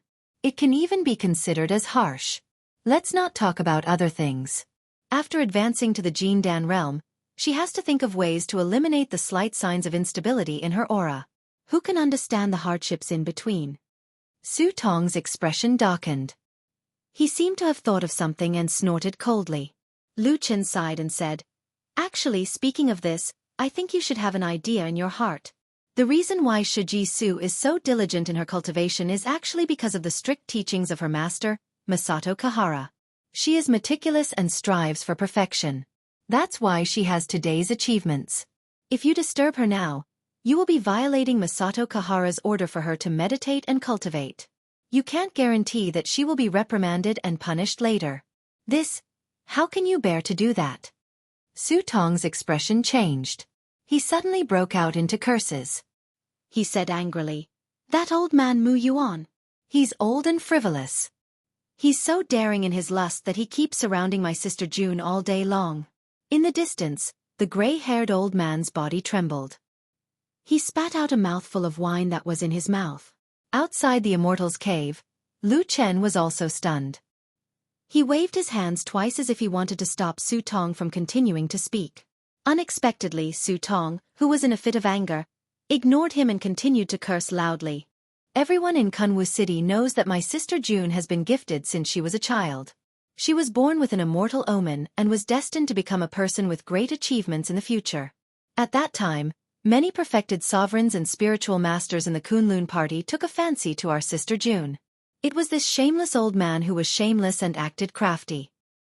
He secretly pretended to be a pitiful and lonely old man and begged Sister June while weeping bitterly. He made her soft-hearted for a moment and mistakenly entered this old man's tutelage." Lu Chen sucked in a breath of cold air. He looked at Su Tong, who looked like a woman but had a much more explosive temper than most men. For a moment, he had a whole new level of respect for him. He really felt that the saying, "You can't judge a book by its cover," was simply a famous saying. At the same time, he secretly glanced at the thatched hut. He saw that on the ridge of the field, the gray-haired old man was holding a wine urn. He was so angry that his whole body was trembling. The light around him was faintly distorted, and there was actually the power of thunder and lightning. Lu Chen calmly took 2 steps back, distancing himself from Su Tong, who was spitting saliva everywhere. Then, he looked at him with a gaze full of respect, as if he was looking at a dead man. He coughed and laughed dryly.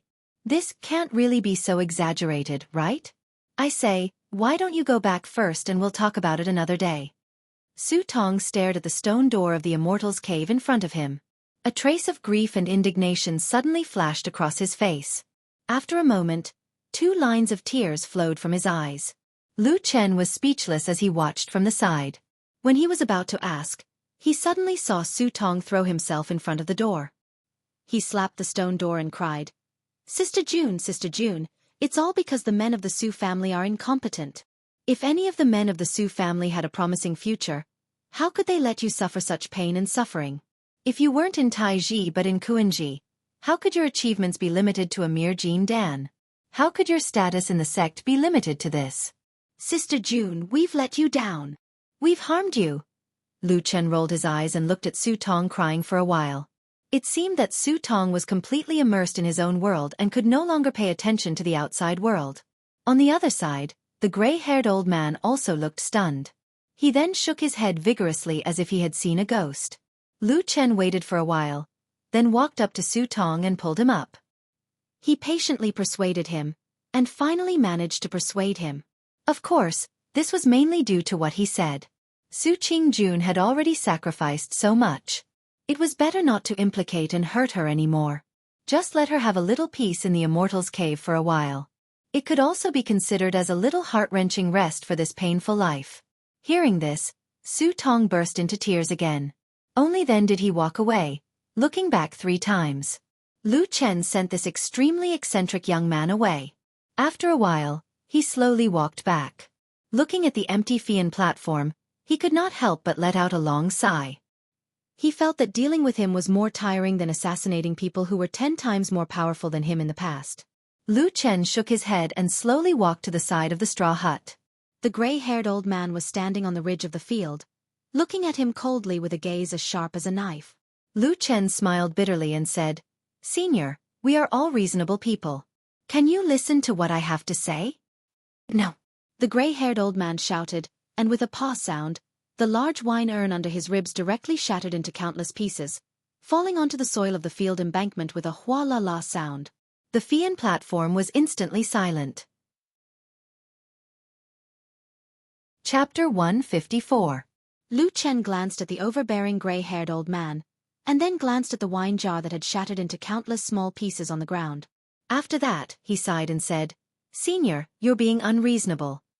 The gray-haired old man said angrily, If you have something to say it quickly.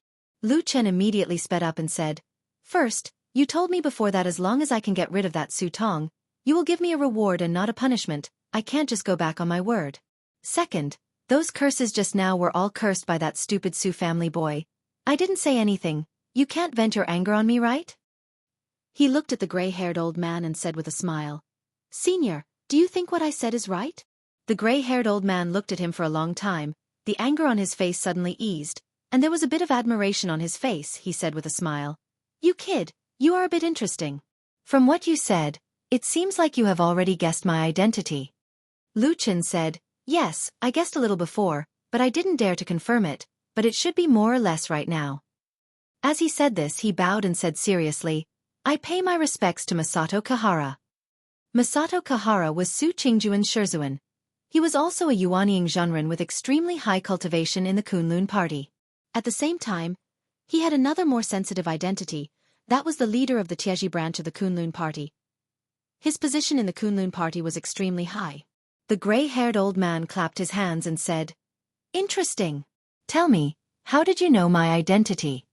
Lu Chen said with a respectful expression, Senior is fond of fine wine. This disciple has heard rumors before. The gray-haired old man nodded, but then said, But just based on this, I'm afraid it's not justifiable.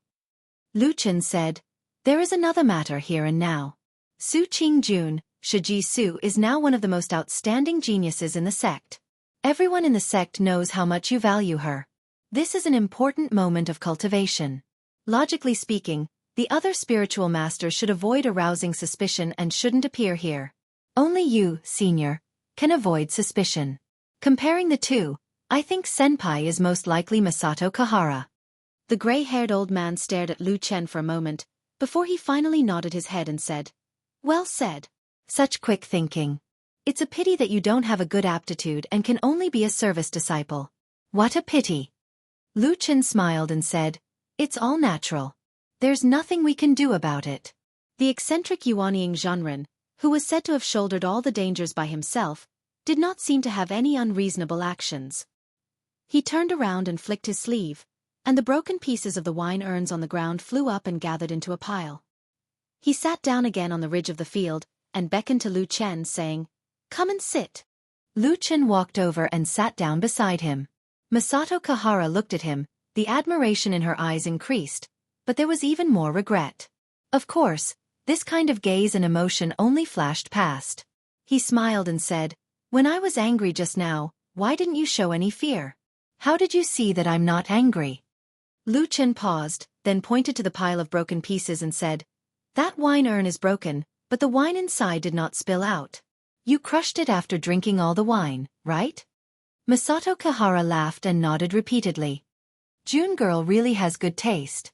She actually chose such a quick-witted person like you to come over. Lu Chen smiled and said, Senior, you flatter me. You should stay here for a long time. If there's anything, help to fend off those Su family people, so that June girl can also relax. Otherwise, it will be too hard for her to be troubled by these trivial matters all day long. Lu Chen hesitated for a moment, then said, Thank you, Senior, for your kind intentions, but this matter will most likely need to be decided by Shiji Su herself. After all, Flying Goose Terrace is her place of quiet cultivation. If she herself does not like outsiders here, then no one can do anything about it. Masato Kahara nodded slowly. Although he was the Shurzuan, it seemed that he really doted on his talented disciple, Su Qingjun. He would not casually come over and tell her what to do. Lu Chen suddenly smiled and said, Actually, with your power as a Zhenren, it won't take much effort to drive away those strange disciples of the Su family. Why do you need to go through so much trouble? Masato Kahara rolled his eyes and snorted coldly. Nonsense! How can I not know about this matter? But isn't this because I have misgivings? June girl has a kind heart. She has always felt that she is born of the Su family and has received the full support of the Su family. So, she has always wanted to take care of that big family. So all these years, those good-for-nothing fellows have all pestered her for countless trivial matters, big and small. Lu Chen pondered for a moment and said, Although this is reasonable, but in this disciple's opinion, it is necessary to be more respectful and filial to the elders who are valued by the family. As for the many troublesome youngsters below, it is not a problem to help out when there is an emergency. But if there is an excessive request, it is also possible to decline. Masato Kahara slapped his thigh and said loudly, Isn't this the reason? Unfortunately, I have spoken to June girl a few times. She has verbally agreed, but when she cries and begs those good-for-nothings in the family, her heart has repeatedly softened. I also can't do anything about her. Lu Chen smiled and didn't answer. The latter part of the conversation was indeed not easy to answer. Masato Kahara could say this, but he couldn't. Moreover, looking at Masato Kahara's appearance, his heart ached for Su Qingjun. Perhaps it was sincere, but he didn't care about those Su family's children because of Su Qingjun. Taiji was in such an awkward and declining situation, and the Su family was second to none in Kunwu City. Because of Su Qingjun, he would naturally stand on Taiji's side. He could also be regarded as Taiji's financial backer. Although Masato Kahara's cultivation was 100 times higher than those good-for-nothings in the Su family, this face wasn't that easy to overturn. People often said that cultivators were like immortals, as if those who succeeded in cultivation were living the life of immortals. In fact, how could it be so easy and beautiful? There were always many helplessness and many fetters that couldn't be removed. No matter how big the world was, there was no exception. For a while, Masato Kahara and Lu Chen didn't speak. The spiritual field was quiet. The mountain breeze blew gently. Looking from behind, the two of them, one old and one young, sat side by side on the ridge of the field. They looked very harmonious, and it was impossible to see that there was actually a world of difference in status between the two. After sitting for a while, Masato Kahara suddenly shook her head and sighed softly. She stood up and patted her buttocks, saying, Forget it. I don't care about these dog skin and stove matters anymore. Go and call Qingjun out. I'll see her and give her a few words of advice before I leave. Lu Chen was startled and looked at Masato Kahara in astonishment. After waiting for a moment, Masato Kahara suddenly found that Lu Chen was still standing in place. She couldn't help but frown, saying, "Why aren't you going?" For a moment, Lu Chen only felt a headache. If those people from the Su family ran over to pester Su Qingjun, he could still block them. But this person in front of him was Su Qingjuan's master and the famous Yuanying spiritual master. How could he block her? After a moment of daze, Lu Chen smiled bitterly, saying, "This senior sister Qingjun, she's meditating." Nonsense! As expected, Masato Kahara scolded back without thinking. Looking at him with a contemptuous expression, she said, "I'm her master. How can I not know her situation?" These words can only deceive the Su family's inexperienced trash. It's just eating some eagle fruit. Why meditate? Just eat and sleep every day. When the time comes, just take the fruit and swallow it. There's no need for so many things. Go and call her out. Lu Chen smiled awkwardly, groaning inwardly. In this instant, thousands of ideas flashed through his mind, but none of them could solve the current predicament and send the old man away. He had no choice but to turn around and slowly walk toward the cave residence's stone door. He shook his head inwardly and smiled wryly as he thought, "Su Qingjun, you're just unlucky. Who knew that even your master would come looking for trouble with you today? This is really unstoppable." Behind him, Masato Kahara was a little anxious. Frowning, she said, "Hey, kid, weren't you so smart and capable just now? Why are you walking so slowly? Is something wrong?" Lu Chen was startled. These Yuanying geezers were all as cunning as ghosts, able to sense the slightest thing wrong. He didn't dare to delay any longer, but he still couldn't think of a solution as he walked to the cave residence's door. Standing in front of the stone door, he subconsciously reached into his bosom. The yellow stone talisman was still lying there quietly. However, Lu Chen quickly put his hand down and coughed. Imitating the Su family disciples, he began banging on the stone door with force, calling out in a clear voice, Shiji Su, open the door, your master is here." Unsurprisingly, the stone door stood tall and unresponsive. Lu Chen looked back and saw that Masato Kahara was also walking over with a frown. He coughed once and smiled at Masato Kahara. Then, pa, he continuously banged on the stone door. The movement was not small and the sound was very loud, but the stone door did not open. After a while, Lu Chen somewhat helplessly turned his head to look at Masato Kahara and said, "Senior, you see, perhaps Shiji Su is really meditating at the moment. Why don't we not disturb her?" "Meditating my ass." Spiritual Master Mu Yuan seemed to speak very naturally in front of an insignificant servant disciple like Lu Chen. He casually scolded him, but then a suspicious look appeared on his face. He looked at the stone door and muttered to himself in a low voice, "But could it be that this girl's old habit is acting up and she's sleeping in again?" "Sleep in what?" Lu Chen didn't hear clearly and asked, "What did you say? Who likes to sleep?" "Nothing like that," Masato Kahara flatly said. Then his eyes turned and he waved his hand, saying, "Get out of the way, I'll go in and take a look myself." "Senior, this isn't too good, right?" Chapter 155. Masato Kahara rolled his eyes and said, "What's not very good? This old man is her Sherfu. I'm concerned about her going in to take a look. What's there to be surprised about?" Lu Chen sternly said, "Senior, although your seniority is high and your cultivation is high, but no matter what, the one living here is an unmarried young lady. If you suddenly barge in like this, in case..." He did not continue, only looked at Masato Kahara with a meaningful look. Masato Kahara angrily said, "In case what? You tell this old man clearly." Lu Chen said, "In case after you go in, you see something you shouldn't see, to say something disrespectful. Shiji Su lives alone in the cave. Usually she wears, it's normal for her to wear something simple, but if you see it like this, I'm afraid it's not good for both you and her." Masato Kahara was furious, said, "Stinky brat, you dare to talk to me like this?" Lu Chen coughed and said, "Senior, both of us are reasonable people, although your cultivation is 100 times higher than mine, but the reason is indeed so."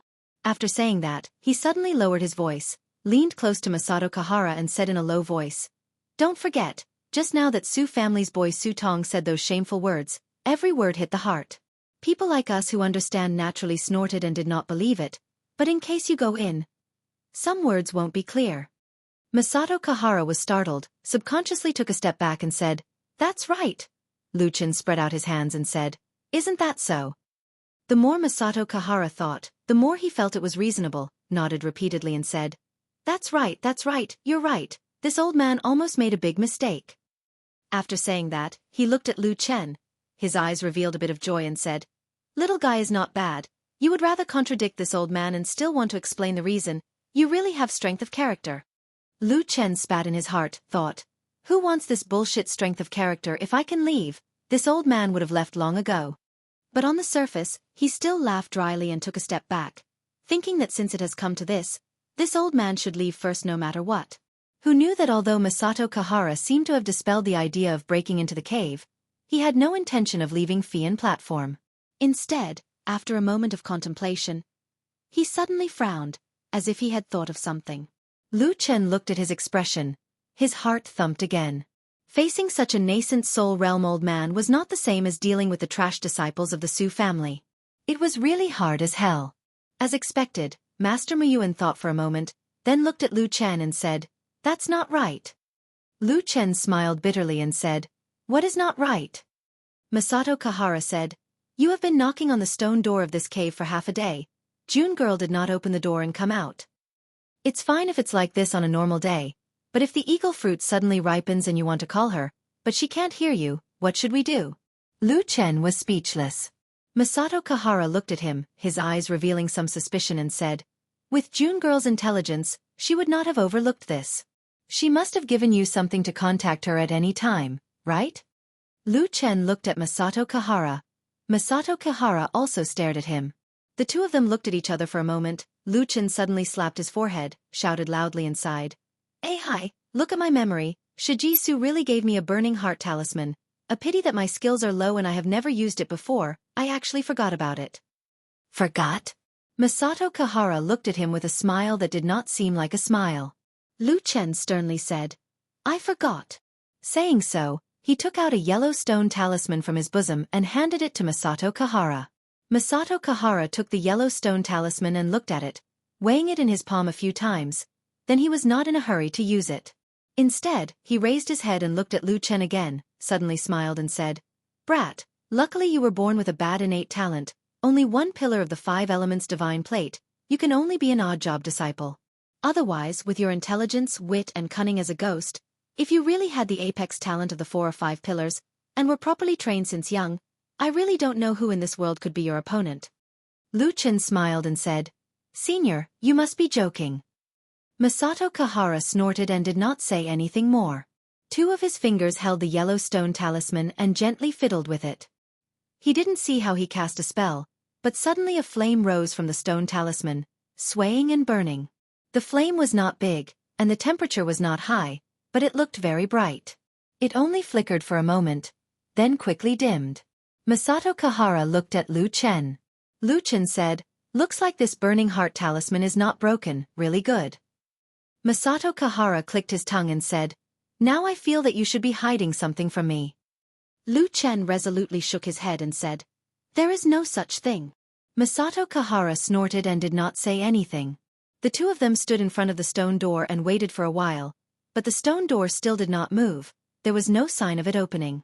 Masato Kahara's expression gradually became ugly, and he turned to look at Lu Chen.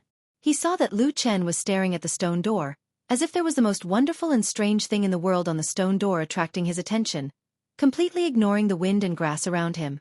Masato Kahara's face was cold and he said, "What is going on? If you don't explain clearly to me, be careful I—" Before he finished speaking, they suddenly heard a rush of wind coming from above, mixed with a sharp whistling sound. It came from the dense ancient forest on the mountain wall in front of them. Lu Chen and spiritual master Mu Yuan looked up at the same time. A moment later, a slim figure flew out of the forest, drawing a graceful arc in the air. She spun lightly and landed like a lithe bird. She was devastatingly beautiful and her eyes were bright. It was none other than Su Qingjun. A fragrant wind blew, like clouds falling, a few crystal-clear morning dew, like the wings of a bird flying freely in the forest, still lingering on the scarlet feathers on her shoulder. When the sun shone down, it reflected a dreamy and magnificent rainbow. "What is it? Is the eagle fruit ripe?" Just as they landed, Su Qingjun opened her mouth to ask Lu Chen. Quickly take me there, don't delay. After saying this, she seemed to notice Masato Kahara standing at the side, and only then did she slightly apologetically say to Masato Kahara, Shifu, you also came. But wait a moment, the eagle fruit is ripe. I am in a hurry to eat it first. I will come to greet you later. Masato Kahara opened her mouth, but didn't say anything, while Lu Chen stood at the side, not moving a single step, as if he hadn't heard anything. Su Qingjun took 2 steps forward, then immediately turned her head back with some surprise, looking at Lu Chen saying, Lu Chen, what is it? Didn't you say that you would only use the heart-burning talisman to call me back when the eagle fruit is ripe? Why haven't you left yet? Lu Chen remained silent, only looking at Masato Kahara. Masato Kahara was a bit embarrassed, coughing once and said, Qingjun, this eagle fruit is not ripe yet. Su Qingjun was startled for a moment, then a trace of anger flashed across her face, and she angrily said to Lu Chen, Hey Lu Chen, what is the matter with you? Such a big matter. Are you treating it as a child's play? You have some guts, you dare to play with me? Let me tell you, believe it or not, Lu Chen clenched his teeth, a gloomy expression on his face, and only silently looked at Masato Kahara. Masato Kahara's old face turned red, and she hurriedly stepped forward to stop Su Qingjun, saying with a bitter smile, Hey, don't be anxious, Qingjun, don't scold little Lu, this matter is not his fault. Su Qingjun snorted, looking very dissatisfied, and glared at Lu Chen, saying angrily, How is it not his fault? I clearly only gave him the heart-burning talisman, reminding him that he must wait for the eagle fruit to ripen before using it, but the result, I am so angry. Masato Kahara gave a hollow laugh, saying, This heart-burning talisman. Well, actually, Master used it just now. Su Qingjun was startled, somewhat surprised, and turned to look at Masato Kahara, revealing a puzzled expression, saying, Master, why did you use this heart-burning talisman? Besides, the eagle fruit hasn't ripened yet. Masato Kahara seemed to dote on this beautiful and peerless female disciple of hers, and usually spoke without any dignity as a master. At this time she could only say with a smile, I came to see you, but the cave residence's stone door didn't open even after I knocked for a long time, so I forced Lu Chen to find you, so I took the heart-burning talisman. Master! Su Qingjun stamped her feet, and although she didn't say anything, the expression in her eyes when looking at Masato Kahara seemed to have said too much. Masato Kahara rolled her eyes, and suddenly asked, By the way, why aren't you in your cave residence so early in the morning? Where have you been? Su Qingjun snorted, and said, I went to the top of the mountain to practice my swordsmanship. Didn't you teach me that the chi of the morning sun is the key to growth, and it can make up for the lack of the quiet moon? Masato Kahara nodded, and said, That's right, that's right. Saying this, she suddenly smiled, and said, Actually, I came here early in the morning to remind you that although you have to wait for the eagle fruit to ripen and can't leave, you still have to wake up early to practice your swordsmanship. Don't slack off. Standing at the side, Lu Chen immediately looked at this old man in a new light, and a look of admiration appeared in his eyes. He thought to himself, old people are really thick-skinned, to be able to say such words so naturally. Su Qingjun glanced at her master, and there was a hint of suspicion in her eyes. She seemed to know Masato Kahara very well, and was very suspicious of what he had just said. Masato Kahara coughed, and glared at Su Qingjun, and said, Stupid girl, what are you looking at? Your master is here to give you some advice. Don't be so rude in front of outsiders. Su Qingjun snorted, and turned to stand aside. Lu Chen quickly said, You two take your time, I'm going to plant trees in the spiritual field. Saying this, he quickly walked away. Only now did Lu Chen let out a long sigh of relief, and thought to himself, These 2,000 spiritual stones are really not easy to earn. However, when he walked to the edge of the spiritual field, he was suddenly startled as he thought of something. In the end, he muttered angrily, This damn old man, where's the reward he promised me? He's pretending to be dead and not giving it to me.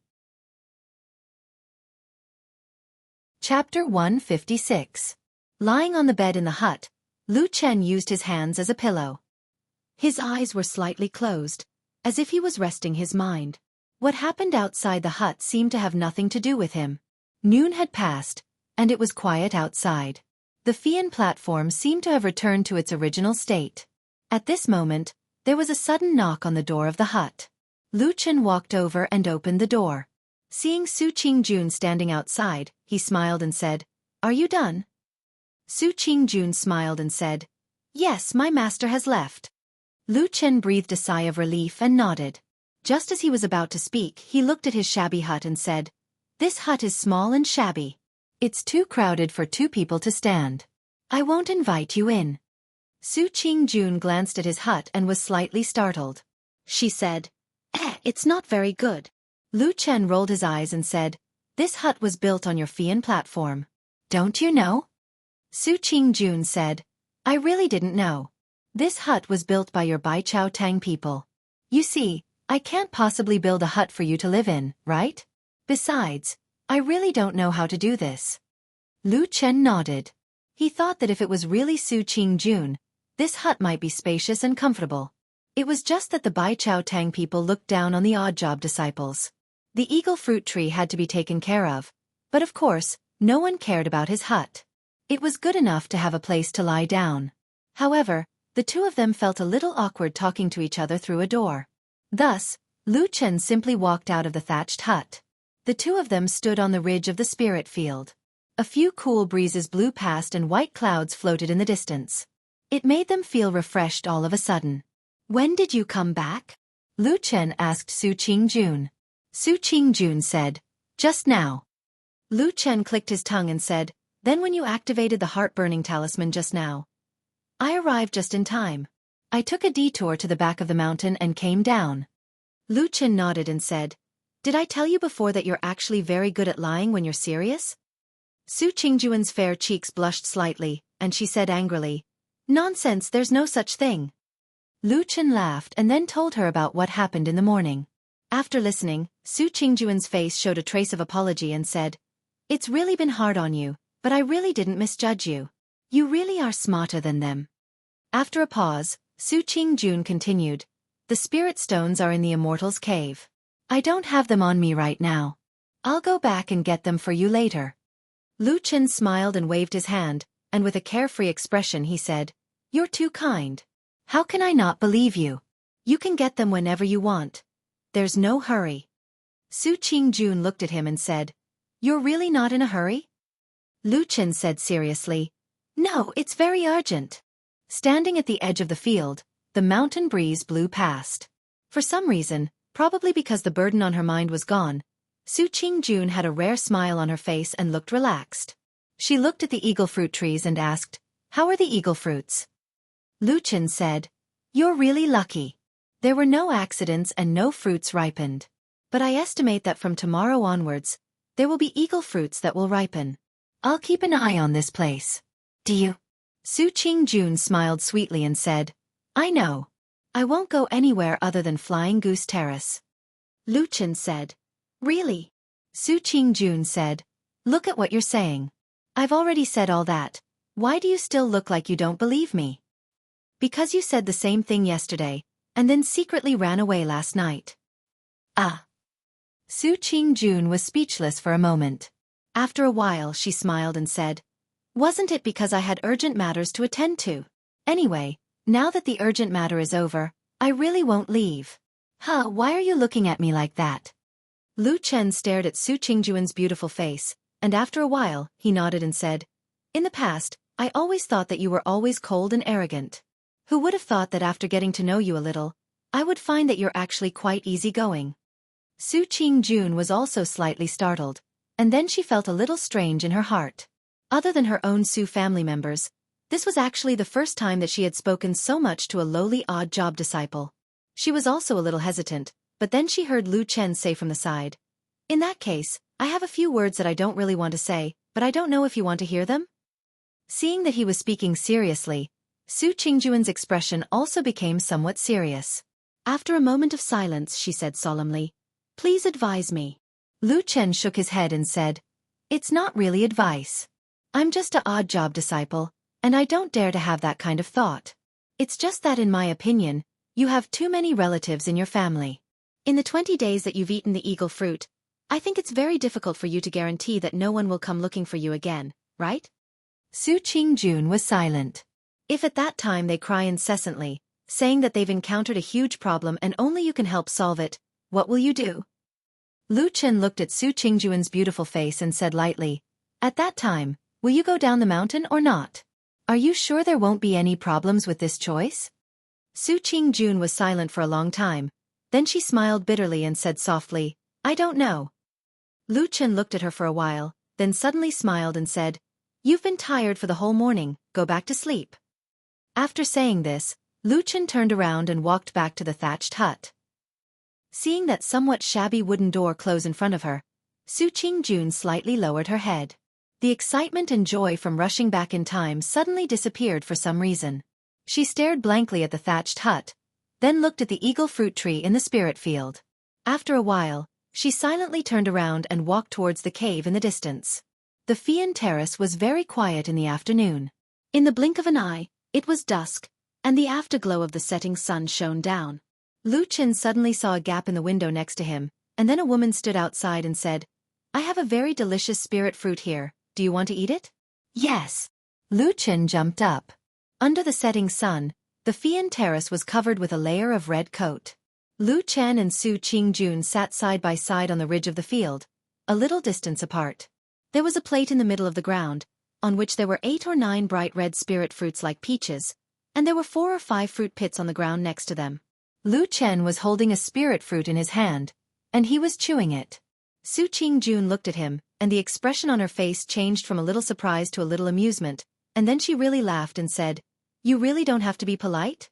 Lu Chen said, "Nonsense, I usually can't eat these spirit fruits, why would I let go of this opportunity?" "You're really interesting." "I'm a little different from others." "How is it different?" "As a servant disciple, you don't seem to have much respect for me, Jean Dan Friar, and you talk to me very naturally and easygoing, which is rare." "Well, I don't mean anything else. I think it's good this way." Lu Chen's hand paused for a moment, and his eyes flickered, and he said, "Is that true? Maybe I heard someone say that before." "Really? Who is it?" Lu Chen smiled and waved his hand saying, "A bald old guy, far worse than you." "Oh." Su Qingjun nodded, and then she seemed to hesitate for a moment, and didn't continue to speak. But Lu Chen looked at her, and then he gently threw away another fruit pit in his hand, and then said with a smile, "I've eaten this spirit fruit, you can ask me anything you want." Su Qingjun glared at him, and suddenly burst into laughter, and then she sighed, "It's so easy to talk to a smart person like you." As she said that, she sat up straight, and said, "Well, I won't beat around the bush. What you said to me at the end of the day, I actually understand that it's a big problem, but well, anyway, it's a bit difficult and I don't know what to do. Judging from what you said before, maybe you have a good idea?"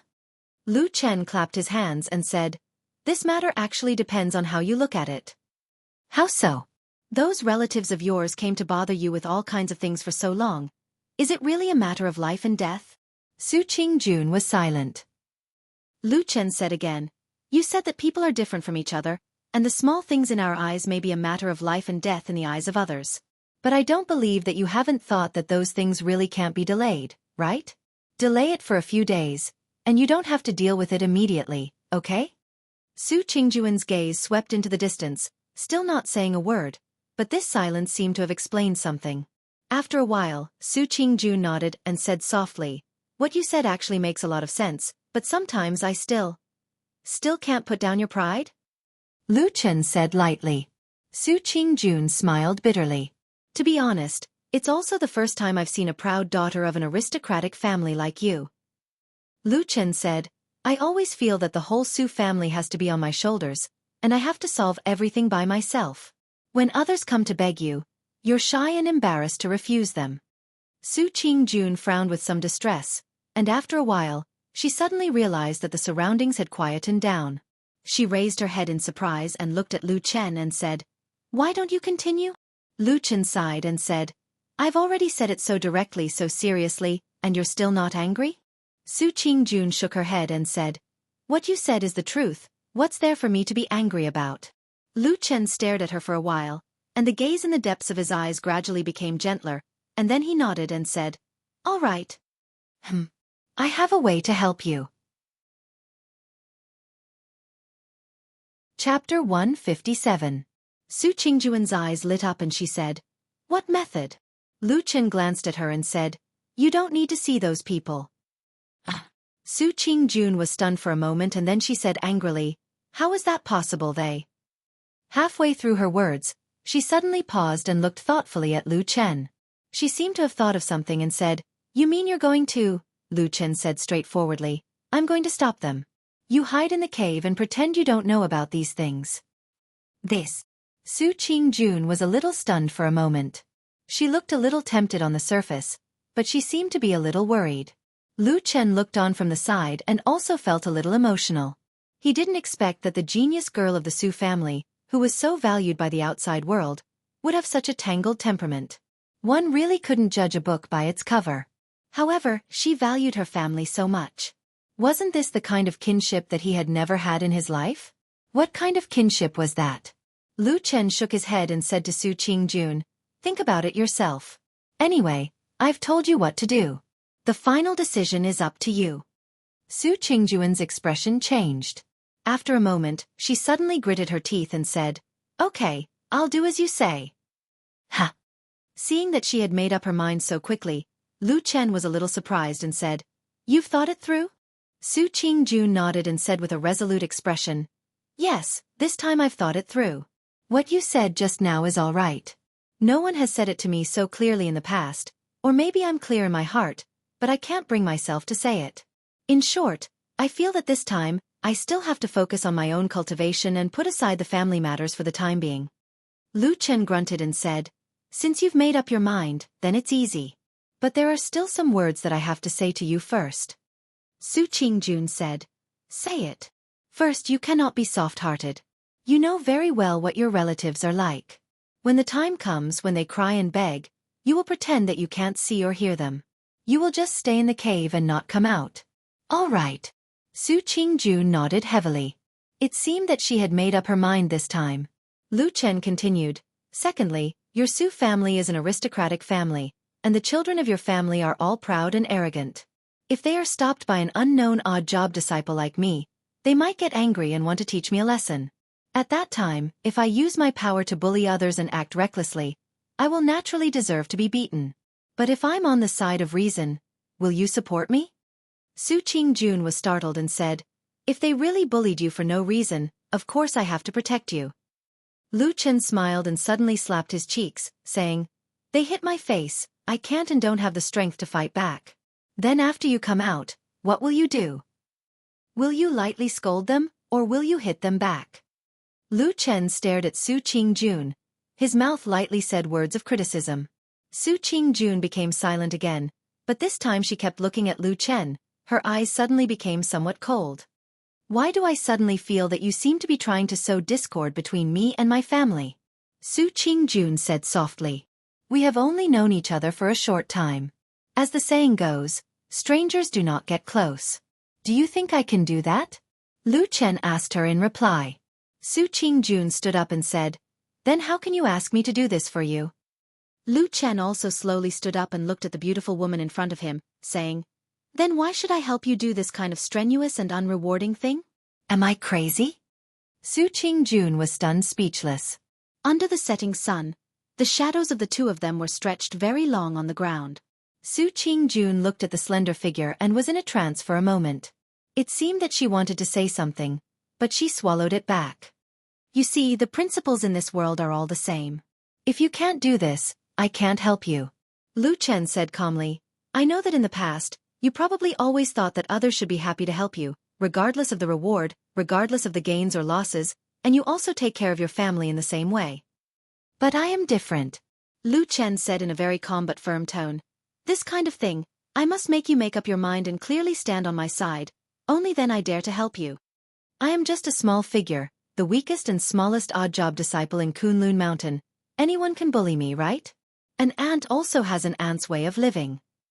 Su Qingjun's expression changed slightly, as if she was a little shocked, but in the end, she did not speak. Lu Chen did not say anything more to her, but turned around and walked back to the straw hut, at the same time saying, "It's late, go back and rest." "It's getting late. Go back and rest. I will call you tomorrow when the eagle fruit ripens." The moon rose and set, the stars changed, and the quiet night passed quietly. A new day had begun. After walking out of the straw hut, Lu Chen faced the morning sun and stretched. then casually walked around the flying goose platform, before returning to the spiritual field and began to busy himself. In the middle of it, he looked at the cave abode once, only to see that the stone door was tightly shut, and there was no movement all morning. In response, he only smiled and did not say anything more, just buried his head in what he was doing. About an hour before noon, Lu Chen, who was preparing to leave the spiritual field to rest, suddenly smelled a strange fragrance. His body trembled slightly, and he immediately looked up, then turned around twice in the spiritual field, and soon saw that on a certain fruit tree, an eagle fruit had ripened. Lu Chen clicked his tongue twice, as if he was admiring it, but also as if he found it funny. Then he took out the yellow stone talisman from his bosom, and with a whoosh, the strange flame ignited. Then, he turned his head to look at the stone door of the cave abode on the mountain wall. At first, it was still quiet there. But soon, suddenly, a rumbling sound came from the stone door, breaking the silence. After a moment, a figure rushed out with a whoosh, like an arrow released from a bow, and swept to the side of the spiritual field. It was Su Qingjun. Was it you who ignited the heart-burning talisman? An eagle fruit has ripened? As soon as she stopped, she asked hurriedly. Lu Chen was startled for a moment, then immediately pointed in the direction of the ripened eagle fruit behind him. Su Qingjuan's body floated up, and easily jumped into the air, plucking the fruit.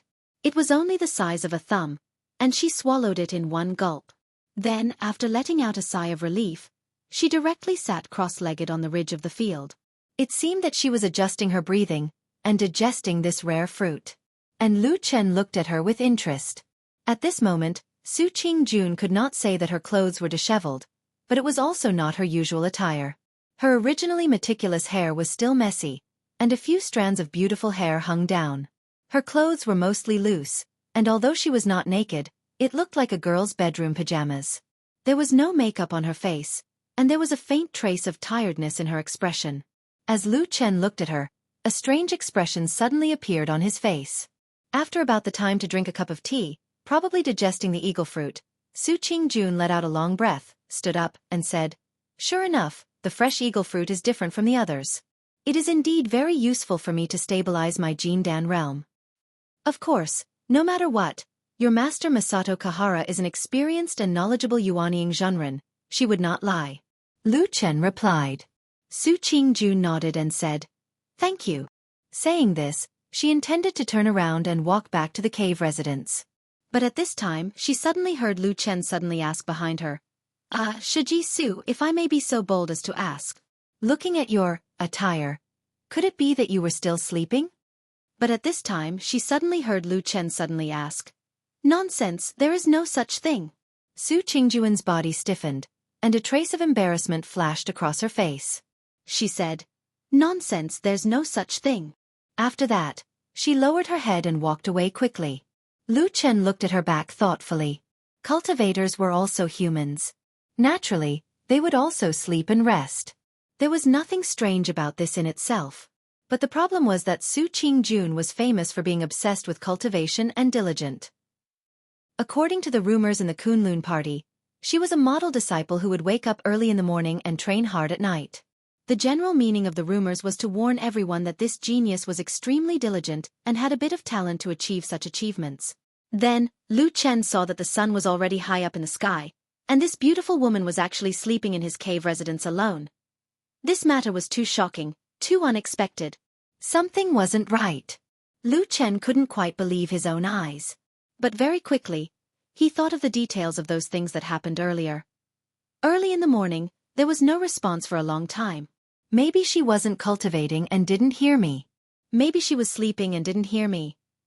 After such a long time, she must have spent quite a lot of time to dress up and dress herself up to her usual meticulous appearance. Everyone, even the Su family members whom she valued the most, are not allowed to enter her cave residence. They can only talk outside. In her cave residence, only she can enter alone. What's so strange about it? Could it be that she had just woken up and her bed is messy and afraid of being seen by others? Lu Chen was also in a daze. Suddenly he gave a wry smile. He wondered if recently he had thought too much about tracking down the evil sect's spies. His mind was not very clear. Everything he saw would lead to a bunch of things. Forget it, I don't care if she sleeps in or not. It has nothing to do with me. Lu Chen shook his head and walked towards the hut. In the distance, Su Qingjun had already walked into the cave residence. The stone door behind her closed with a rumble, once again sealing the cave residence. This was the only time the two of them met each other, and also the only time they had a conversation. Time passed by in the blink of an eye. Soon, it was the 4th day of Lu Chen's stay at the Flying Goose platform. This morning, the eagle fruits had not ripened yet. But when the sun had just risen in the sky, 3 people suddenly came to the entrance of the cave residence. It was Sumo, Su Qian and Su Wen. They had bloody noses and swollen faces. They looked to be in a sorry state. They ran to the stone door of the cave residence and knelt down with a plop. Then they shouted, Sister June, you have to help us." Chapter 158. The cries spread throughout the quiet Fian terrace. Of course, it also alerted Lu Chen, who was in the thatched hut. However, he had no intention of going over to join in the fun. He just leaned against the door and took a bite of a wild fruit he had plucked from somewhere. Then, with a faint smile on his face, he looked over to the side from afar. The 3 brothers of the Su family obviously knew that there was an outsider in the Fian terrace. However, the situation was urgent, so they couldn't care so much. It was not a big deal to let an unfamiliar odd-job disciple watch the fun. What was more important was to not let Su Qingjun feel that she was not pitiful enough and that she did not beg sincerely enough. The stone door stood as steady as Mount Tai and did not move for a long time. The 3 brothers of the Su family did not seem to be surprised. They just kept banging on the door and shouting. Lu Chen chewed on the juicy fruit and looked up at the sky. The sun had just risen, and it was still early in the morning. He smiled and muttered to himself, "It's so annoying to disturb people's dreams so early in the morning." After an hour, under the coals of the 3 brothers of the Su family, the stone door finally rumbled open. Then, Su Qingjun walked out of the cave. Lu Chen glanced at her from afar. He saw that Su Qingjun was dressed neatly from head to toe. Her hair was meticulously combed, and her appearance was dignified and beautiful. It seemed that every bit of her was exquisite and beautiful to the point of perfection. It was amazing to see. However, in the depths of her eyes, under that calm gaze, there seemed to be a faint trace of anger that was difficult to detect. It was like the undercurrent under the calm surface of the water, with slight ripples that could not be detected. "Oh!" Lu Chen smiled and grinned. He said, "You're angry when you wake up. Sister June." When the 3 brothers of the Su family saw Su Qingjun come out, their voices immediately became louder. Their faces were full of sorrow as if they had encountered something sad. The 3 men were just short of crying bitterly. Su Qingjun's beautiful eyes swept across the 3 of them, and her face stiffened for a moment. However, she quickly controlled herself, and subconsciously glanced at the spiritual field in the distance. Lu Chen leaned against the doorframe and waved his hand casually with a smile, as if he was greeting her on this beautiful morning. Su Qingjun's face darkened. She glared at the man in the distance, then frowned at the 3 people in front of her. She said lightly, "What's going on?" Sumo and the others hurriedly came forward. Just as they were about to express their grievances, they heard Su Qingjun suddenly shout, "Lower your voice. Don't you feel embarrassed?"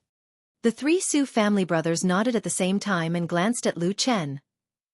Lu Chen smiled, turned around and walked into the depths of the spiritual field, no longer watching. However, there was still a smile on his face, and he muttered to himself, "You clearly want to avoid arousing suspicion, but you still don't let people into your cave residence?" On the other side, after seeing Lu Chen walk away, Sumo and the others hurriedly surrounded Su Qingjun, and then began to talk about something.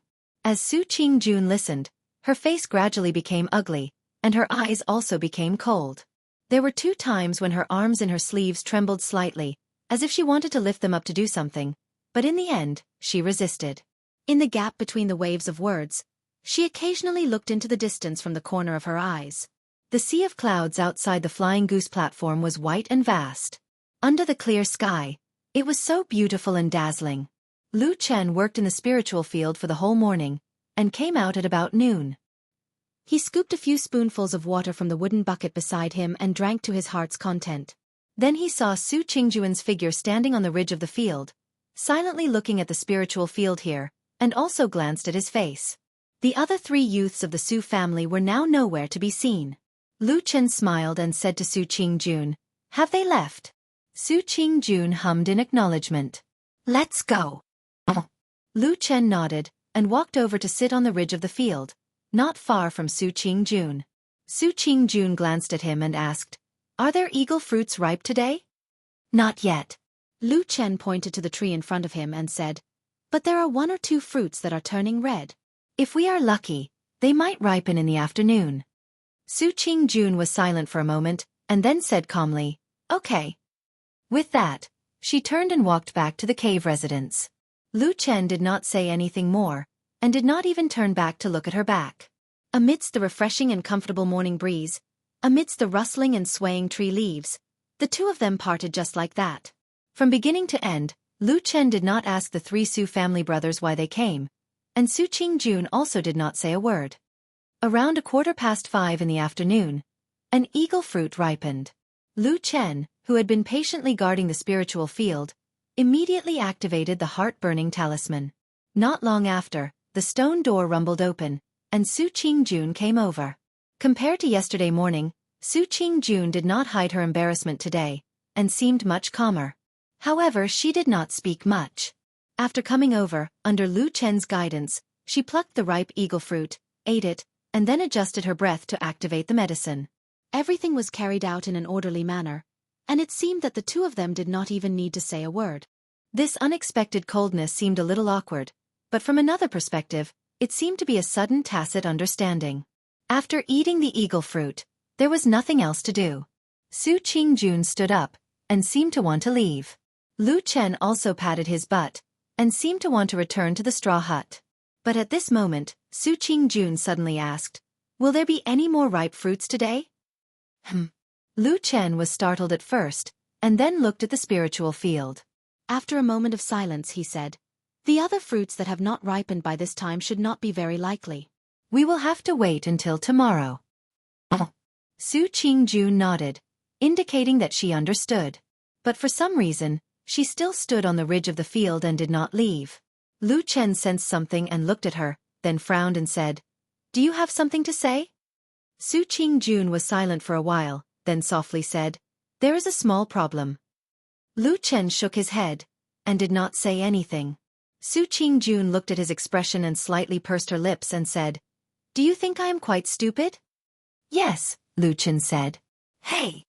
Su Qingjun did not seem to expect Lu Chen to be so direct. She was stunned for a moment, then her cheeks turned red, and she said with some annoyance, How can you say that? Lu Chen said matter-of-factly, You asked me, don't tell me you want to hear me lie. Su Qingjun stared at him for a while. Anger appeared on her face at first, but she gradually calmed down. Soon, her expression turned into one of self-mockery. She sighed and said, That's probably the case. Lies always sound better. Lu Chen shrugged, and did not reply. Su Qingjun lowered her head slightly, and looked hesitant, but in the end still said, I may still have to go down the mountain once.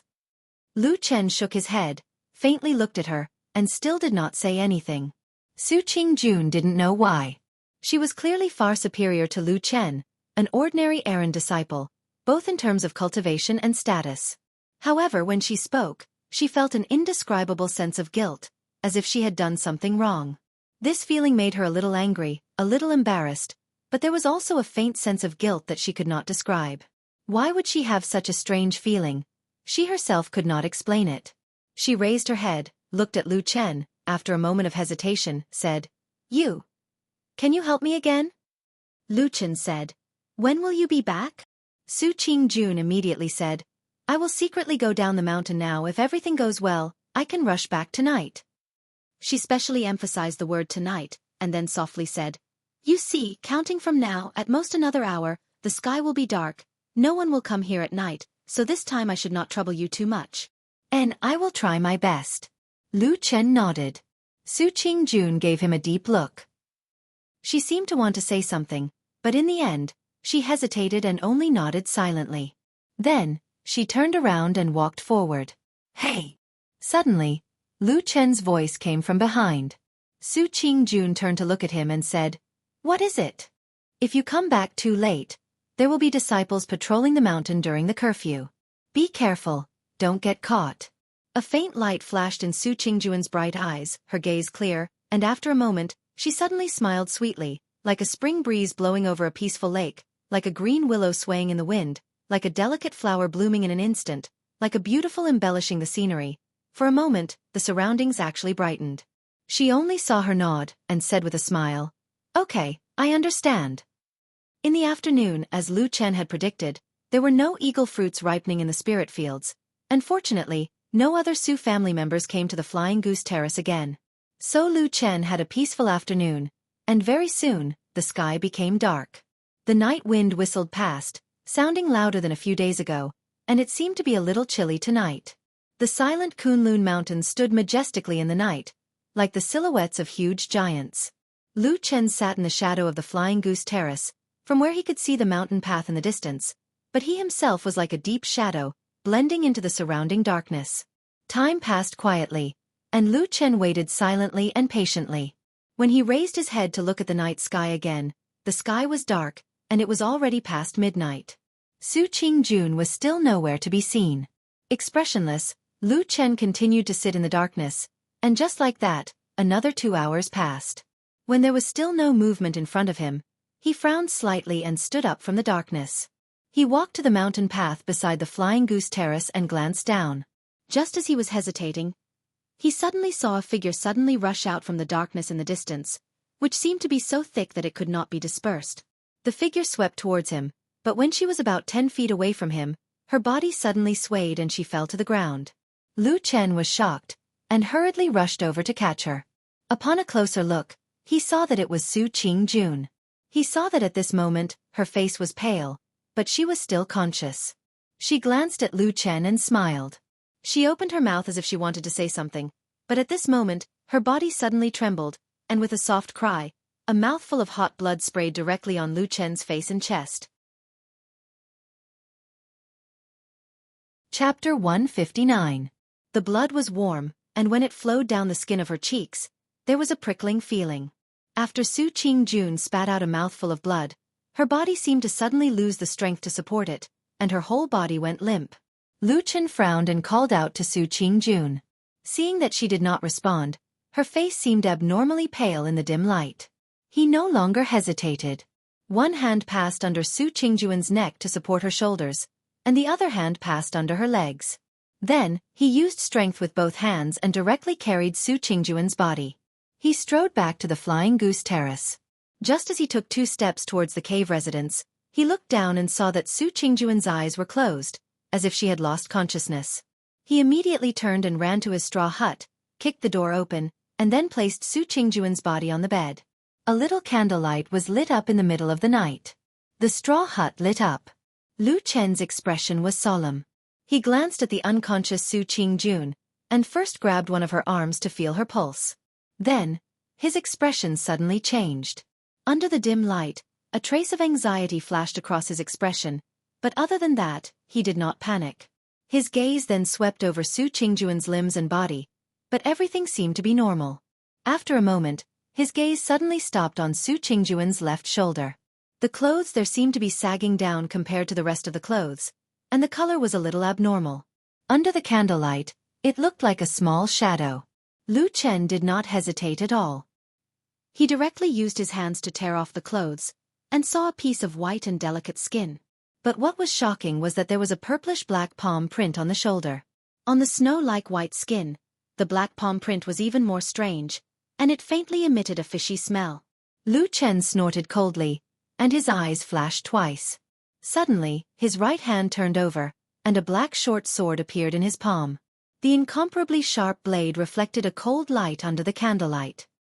He raised his hand and waved the sword, and directly stabbed down. A sharp piercing sound suddenly sounded in that short moment, and the sudden cold wind caused the candlelight to sway, bringing with it a little chill. The next moment, the cold blade had directly pierced into Su Qingjun's shoulder. Su Qingjun's body suddenly trembled. Lu Chen seemed even more cold-blooded and merciless at this moment.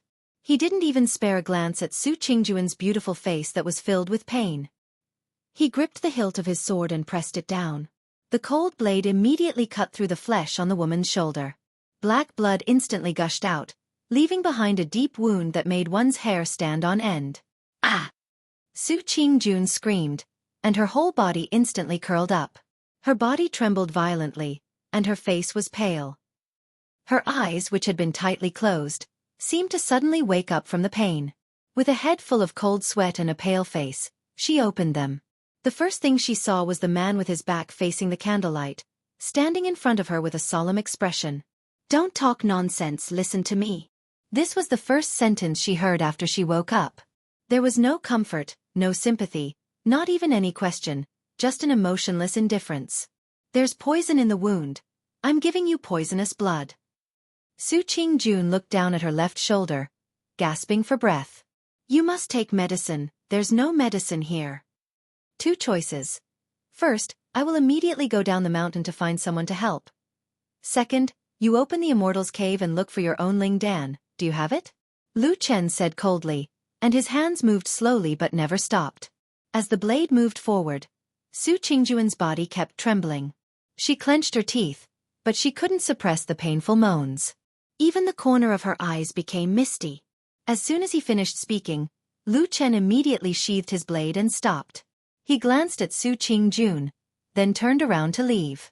But at this moment, Su Qingjun, who was lying on the bed, suddenly grabbed his hand. She gasped in pain, and with a hoarse voice, she said with difficulty, "Don't go down the mountain, go to my side." Lu Chen immediately turned around and was about to carry Su Qingjun like before. But when he looked at her shoulder, he saw that after the black blood had dried up, the blood inside had turned red, but the pale skin seemed to be almost transparent, without any color, and was slightly trembling in the air. He took off his coat and covered Su Qingjuan's body. Then he carried her again and rushed out of the hut. Su Qingjun was lying in his arms. There was a strange sense of dizziness that kept hitting her head like a crazy tide. In a trance, she saw in the dark night, the mysterious and vast sky. There were dark clouds, there were stars, and they were all far away in the sky. Everything was shaking, and when he ran, the trembling came from his body, rushing forward step by step. There was a cold wind blowing on her face. But for some reason, it didn't seem too cold. The sky was spinning and the earth was spinning, and the world seemed to be constantly changing. That part of the road was clearly very short in her memory, but on this night, it felt like a lifetime. She snuggled in his arms and leaned against his chest. This night was cold and lonely. Who was the one tossing and turning? Who was the one who woke up from the dream and fell into a deep sleep? When the sky was about to break, the sunlight fell on the green pines, ancient trees, strange rocks, and rock walls on the Fian platform, when the red sun in the distance was about to burst out from behind the thick layers of clouds. The Fian platform was still quiet. The silence of the night still lingered here, like the remnants of a dream that had yet to wake up. The morning wind blew over the edge of the cliff with moist clouds. A beautiful wildflower swayed in the wind on the cliff, blooming with the most beautiful grace. Lu Chen stood in the wind, looking at the wildflower. Then he looked into the distance, staring at the end of the sky. The round of the sun finally leaped up from the vast sea of clouds and rose into the sky. Tens of thousands of rays of golden light fell from the sky, turning the endless sea of clouds into a golden color. It was so bright that one couldn't look at it directly. The mountain wind blew, and his clothes fluttered. He didn't know how long he stood, but suddenly he heard the rumbling of a stone door in the distance. There were light footsteps, walking towards him. Lu Chen turned and saw Su Qingjun, wrapped tightly in a white fox cloak, walking over. Her face was still pale, but her complexion was much better. In the light of the morning, he could see that she didn't put on any makeup, so her hair was still a little messy, and the corners of her eyes showed some tiredness. She walked to Lu Chen's side and stood, also looking at the distant morning sun, but she didn't say anything. "You should rest more in the cave abode," Lu Chen looked at her and said. Su Qingjun smiled, her hand stretched out from under the cloak, and handed him a coat. It was the one from last night. Lu Chen took it. Su Qingjun quietly said, "There are bloodstains on the clothes." Lu Chen said, "It's okay, I'll wash it with water later." Su Qingjun quietly responded. There seemed to be a touch of shyness on her face. After hesitating, her cheeks slightly red, she quietly said, "I don't really know how to wash clothes." Lu Chen laughed, nodded and said, "It's okay, I know." Su Qingjun smiled, let out a long breath, and walked 2 steps towards the cliff. Lu Chen looked behind her, frowned and said, "Are you really okay?" Su Qingjun shook her head, smiled and said, "It's not a big deal. Last night, thanks to you treating my injuries in time, releasing the poisonous blood, and after taking the spirit pills I prepared, my injuries are more or less like this." As she said this, she seemed to think of something. A trace of mischievousness suddenly flashed across her face, and said, "Don't look down on Jean Dan Friar's recovery ability." Lu Chen smiled and nodded, said, "That's good." A gust of cold wind blew. Su Qingjun lightly coughed a few times, then said to Lu Chen, "What happened last night? Can you please keep it a secret?" Lu Chen said, "Sure, I'll pretend I didn't see anything." Su Qingjun looked at him deeply, said, "It's not just about my injuries." Lu Chen said, "It's not just you who's injured." Su Qingjun hesitated, seemed to feel that she still had to say more clearly, and softly said, "And inside my cave abode. Also, I didn't enter that cave abode at all." Lu Chen said. Su Qingjun first smiled, then sighed, and said, "I owe you a big favor." Lu Chen said, "There's no hurry, there's plenty of time in the future, you can slowly return it." Su Qingjun was amused by him, and couldn't help but laugh, and said, "You're really an interesting person." Lu Chen smiled and then said, "Although you're a very powerful Jean Dan Friar right now, standing on the wind must not be too comfortable. Why don't we go to the spiritual field to take a look?" "Okay." Su Qingjun agreed. The two walked to the other side of the spiritual field. Along the way, Su Qingjun was always about half a step behind Lu Chen. There were a few times when she seemed to want to say something, but every time, she held back. When they walked to the edge of the spiritual field, Lu Chen pointed at the eagle fruit tree below, and said, "If there are eagle fruits that ripen today, can you eat them?"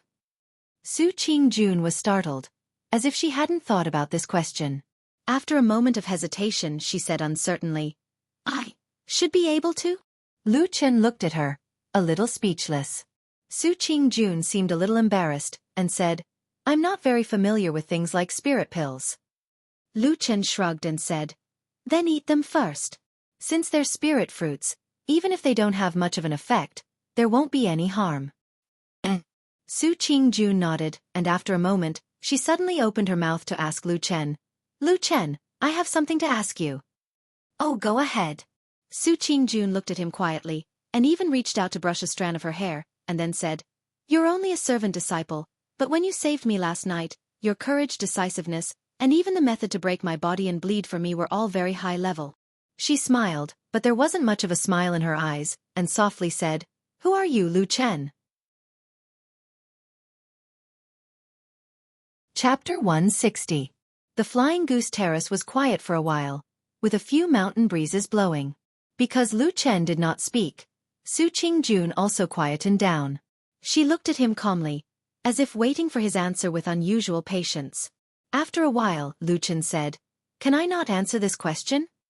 Su Qingjun thought about it and said, "You just helped me so much, I definitely can't force you. It's fine if you don't want to say it, but I really want to know." Lu Chen smiled, then turned and walked away, saying, "Thank you for your understanding." "Hey!" Su Qingjun was stunned for a moment, then shouted at his back, "You really don't want to say?" Lu Chen smiled and waved at her. Then he walked into his thatched hut. Su Qingjun was momentarily angry. In the past, any young man in front of her would mostly be in fear and trepidation. Answering every question she asked was also the right thing to do. She did not expect to meet with a soft rebuff today. She glared at the straw hut, clenched her teeth, and angrily wrapped her cloak tighter around herself, then turned and strode away. However, after walking for a while, she suddenly stopped again, her brows slightly furrowed, as if she had forgotten something. After a while she turned back, walked to the door of the straw hut, and knocked on the door. "Please come in." Lu Chen's voice came from inside. Su Qingjun opened the door and saw Lu Chen sitting on the edge of the bed, looking at her and saying, "What's wrong?" There's something." Su Qingjun said, "The matter you mentioned to me before, I thought about it a few times and I think, still." For some reason, she seemed to be at a loss at the end, and her words were not very clear. Lu Chen looked strangely at Su Qingjun, asking, "What is it?" Su Qingjun was silent for a moment. It seemed that she had finally made up her mind. She said, "During this period of time, you will help me stop the other members of the Su family." Lu Chen was slightly surprised. You've actually thought it through? Su Qingjun smiled bitterly. She said softly, First, I'm injured now. It's not good for me to meet people like this, and it's not good for others to know the truth. I need you to help me. Second, after last night I'm actually a little cold-hearted.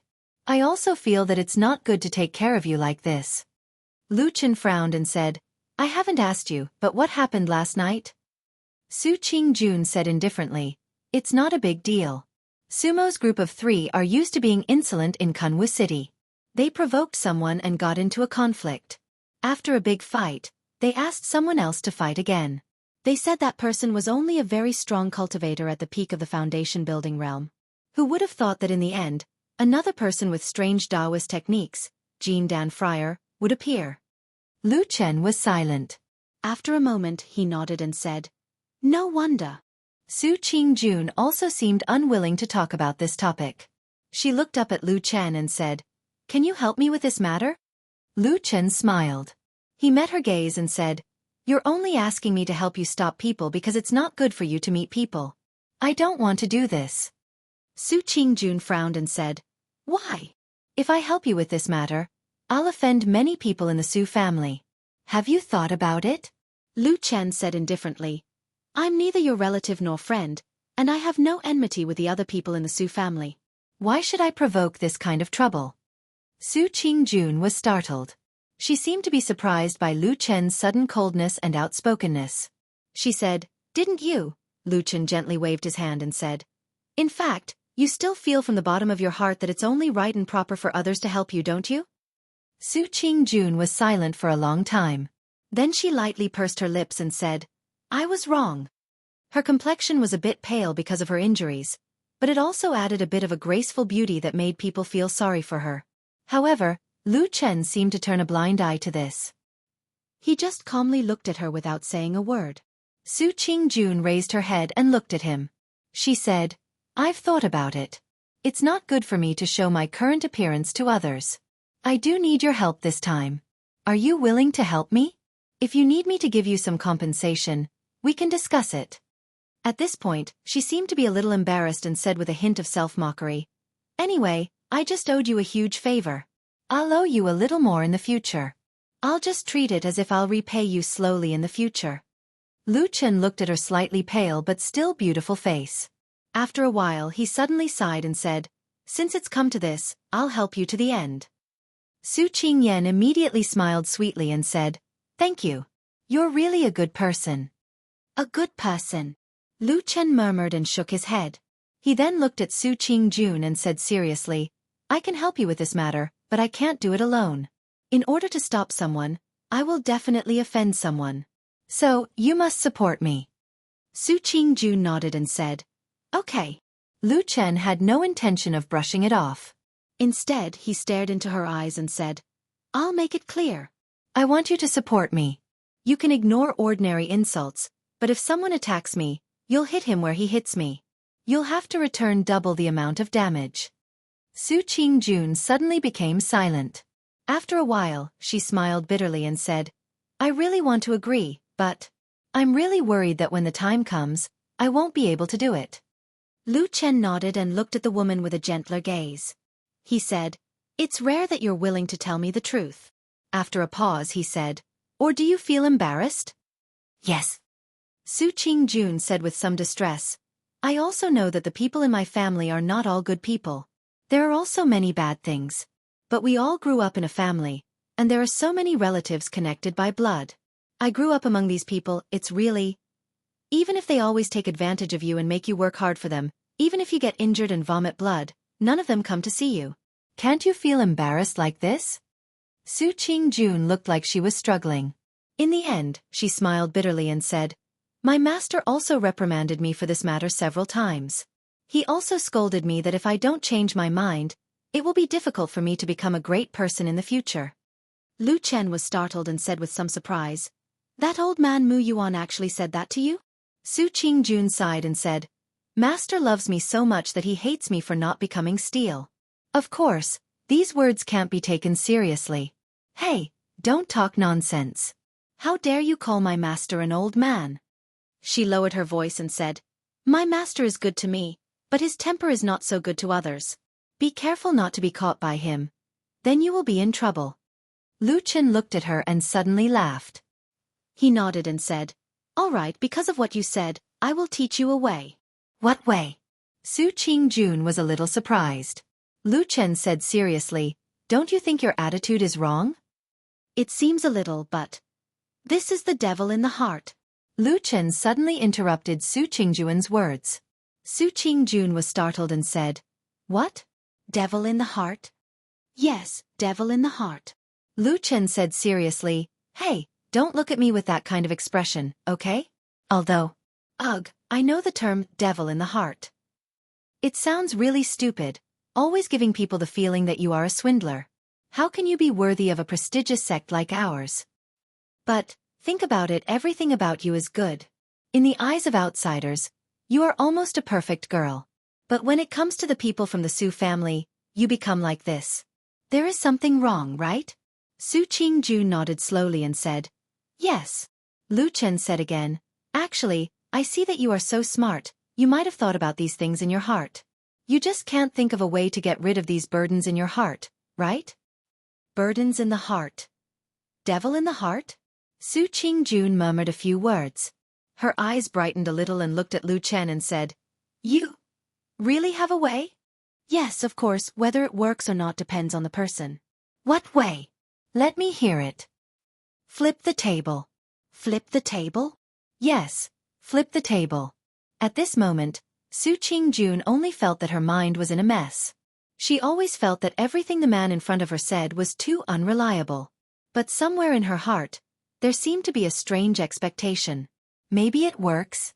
Maybe it really works. But what is the way to flip the table? Su Qingjun asked in distress, looking at Lu Chen with a face of disbelief. "Look, I have a table here."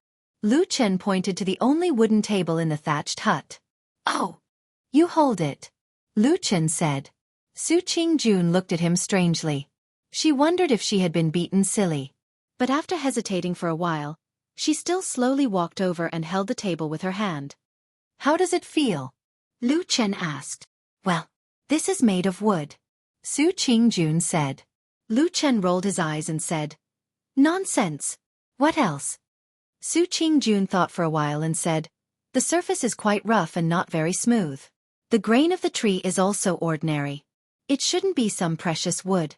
The workmanship is it doesn't look valuable, and—" "Hey!" Lu Chen angrily stopped her and said impatiently, "You woman! Why do you think differently from ordinary people all the time?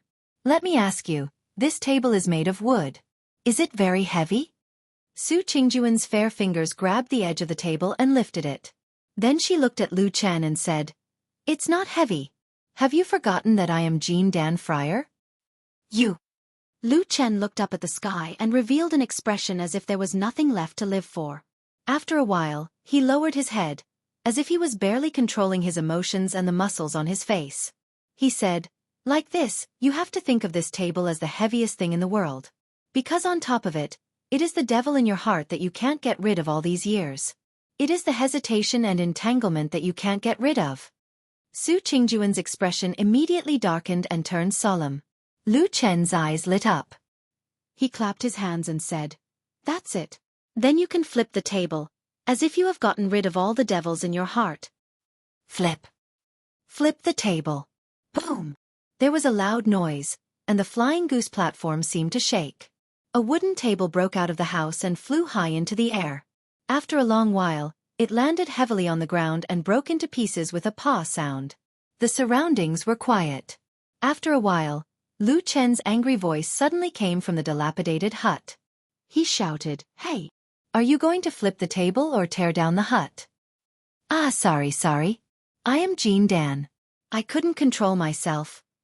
"Shut up." "Oh."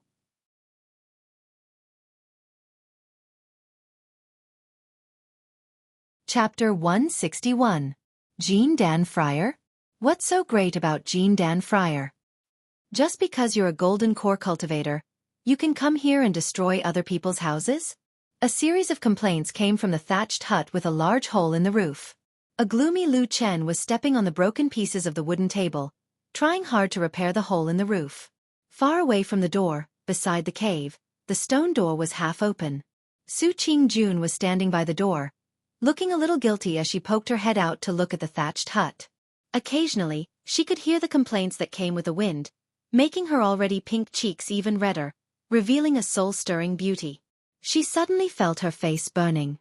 She reached out and gently touched her cheeks, looking a little ashamed and guilty. But she didn't know why, but after a while, she suddenly snickered to herself, probably thinking of something that even she found too funny. Flipping the table? What are you flipping?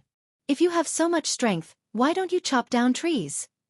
Listening to the man who seemed to be complaining gloomily, Su Qingjun leaned against the door, suddenly covered her mouth with her hand and giggled, then turned and walked in. The stone door closed behind her, and only her light footsteps could be seen faintly as she walked into the depths of the cave. The matter was finally settled. But strangely, in the next 2 or 3 days, the Flying Goose Terrace was unexpectedly peaceful. No one came to disturb them. And the ripening of the eagle fruit also began to stabilize. Almost every day there would be 1 or 2 fruits ripening, and then Lu Chen would call Su Qingjun out to eat them. When the two met, they would chat, and their relationship seemed to become more familiar, occasionally joking. Such peaceful days made people feel unexpectedly comfortable, as if they were in a paradise. In the majestic Kunlun, in this vast world, the small Flying Goose Terrace seemed to be a small world for the two of them. In the middle of this, Masato Kahara came again, but at that time, Su Qingjuan's injuries had mostly recovered, and there seemed to be nothing wrong with her. After chatting for a while, Masato Kahara warned her a few things, and then left in a hurry. As for Lu Chen, whom he had a deep impression of before, Masato Kahara actually ignored him this time, which was a little strange. Because of this, Su Qingjun expressed a little doubt and puzzlement to Lu Chen, but Lu Chen was very narrow-minded and sharp, and said, "Your master probably wants to forget the reward he promised me." Su Qingjun was angry and amused at the same time, and only said that it was impossible. But when Lu Chen was about to argue with her, she floated away, and only said, "It's still early today, I'm going back to sleep, to practice. If you need anything, use the Burning Heart Talisman to call me." On the 9th day of Lu Chen's stay in the Flying Goose Terrace.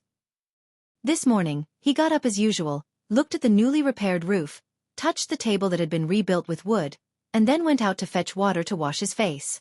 He looked at the rising sun, looked down at the sea of clouds, and walked around the Flying Goose Terrace, and then busied himself in the spiritual field. When the mountain wind blew over from the cliff, the old pine trees swayed slightly, and the leaves rustled. It felt like another beautiful and quiet day. Unfortunately, this peaceful and beautiful land did not last for too long. A sound from a distance broke the peace of the Flying Goose Terrace. Lu Chen stood up from the spiritual field, walked up the ridge, and looked in the direction of the mountain road, and then sighed softly.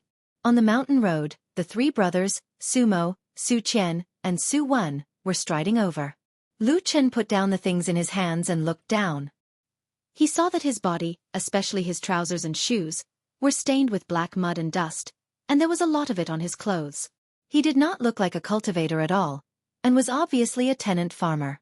But it seemed that there was not much difference between a part-time disciple and a tenant farmer. Lu Chen muttered to himself, probably in a self-deprecating manner.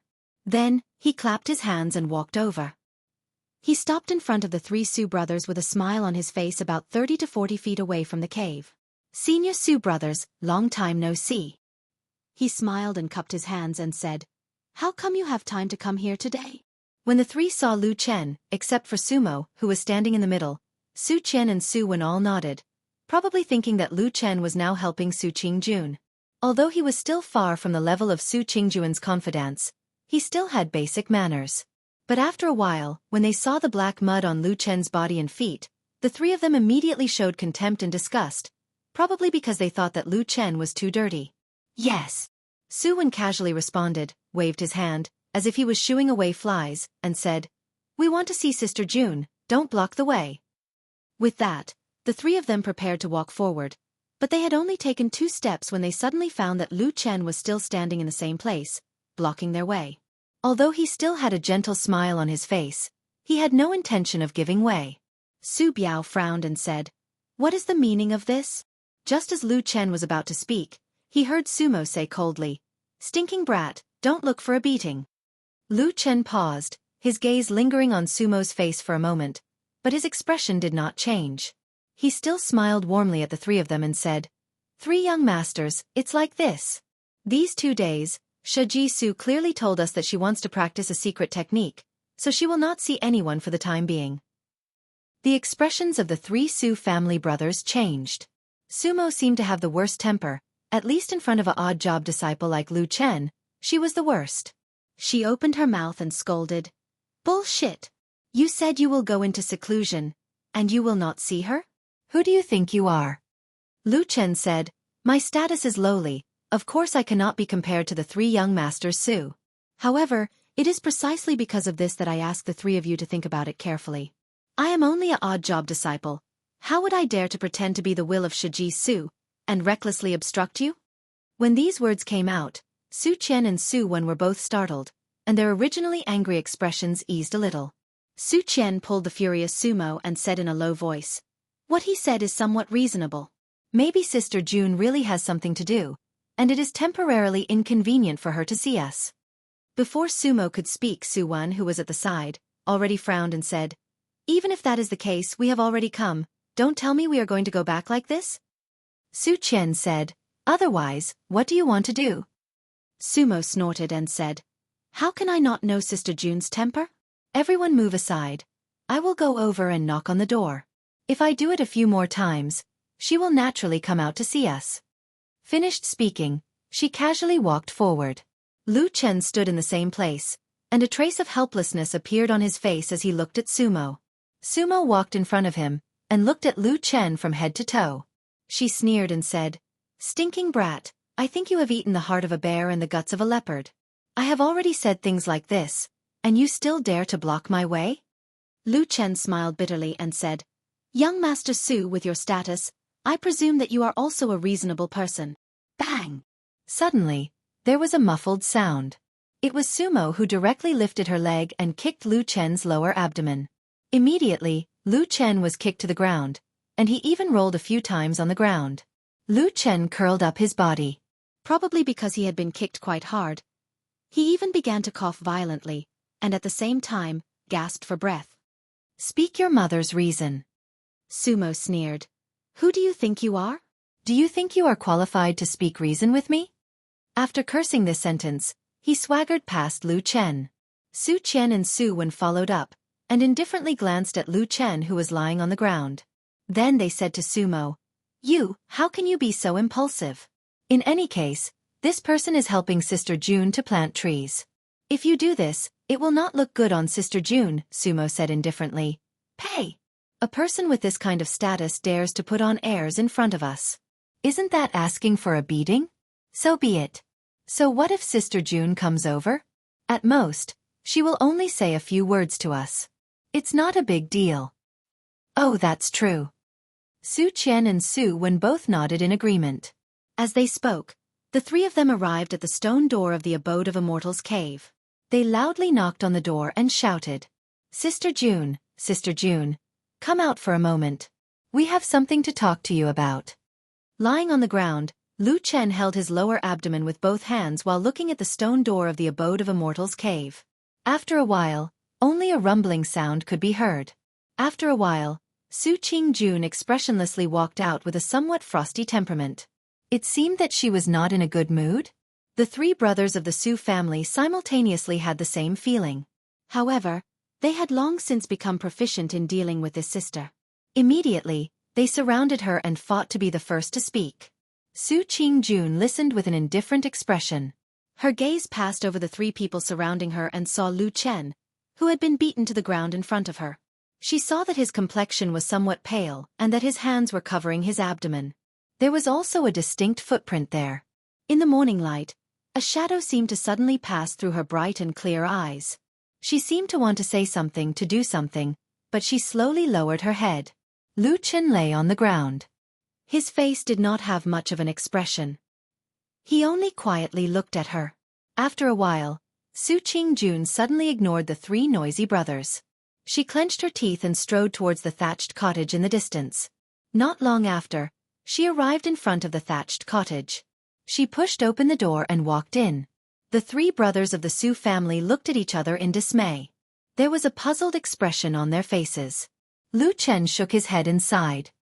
He smiled bitterly and said in a low voice, "Why do you insist on going to my thatched cottage? I don't believe that there is no table in your cave residence." Bang! Suddenly, a loud sound came from the thatched cottage. Lu Chen and the three brothers of the Su family looked together.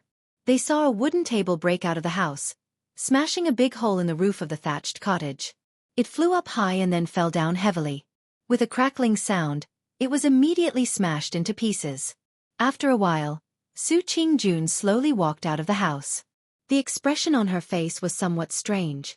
She seemed to be a little nervous, but strangely, there was also some inexplicable excitement.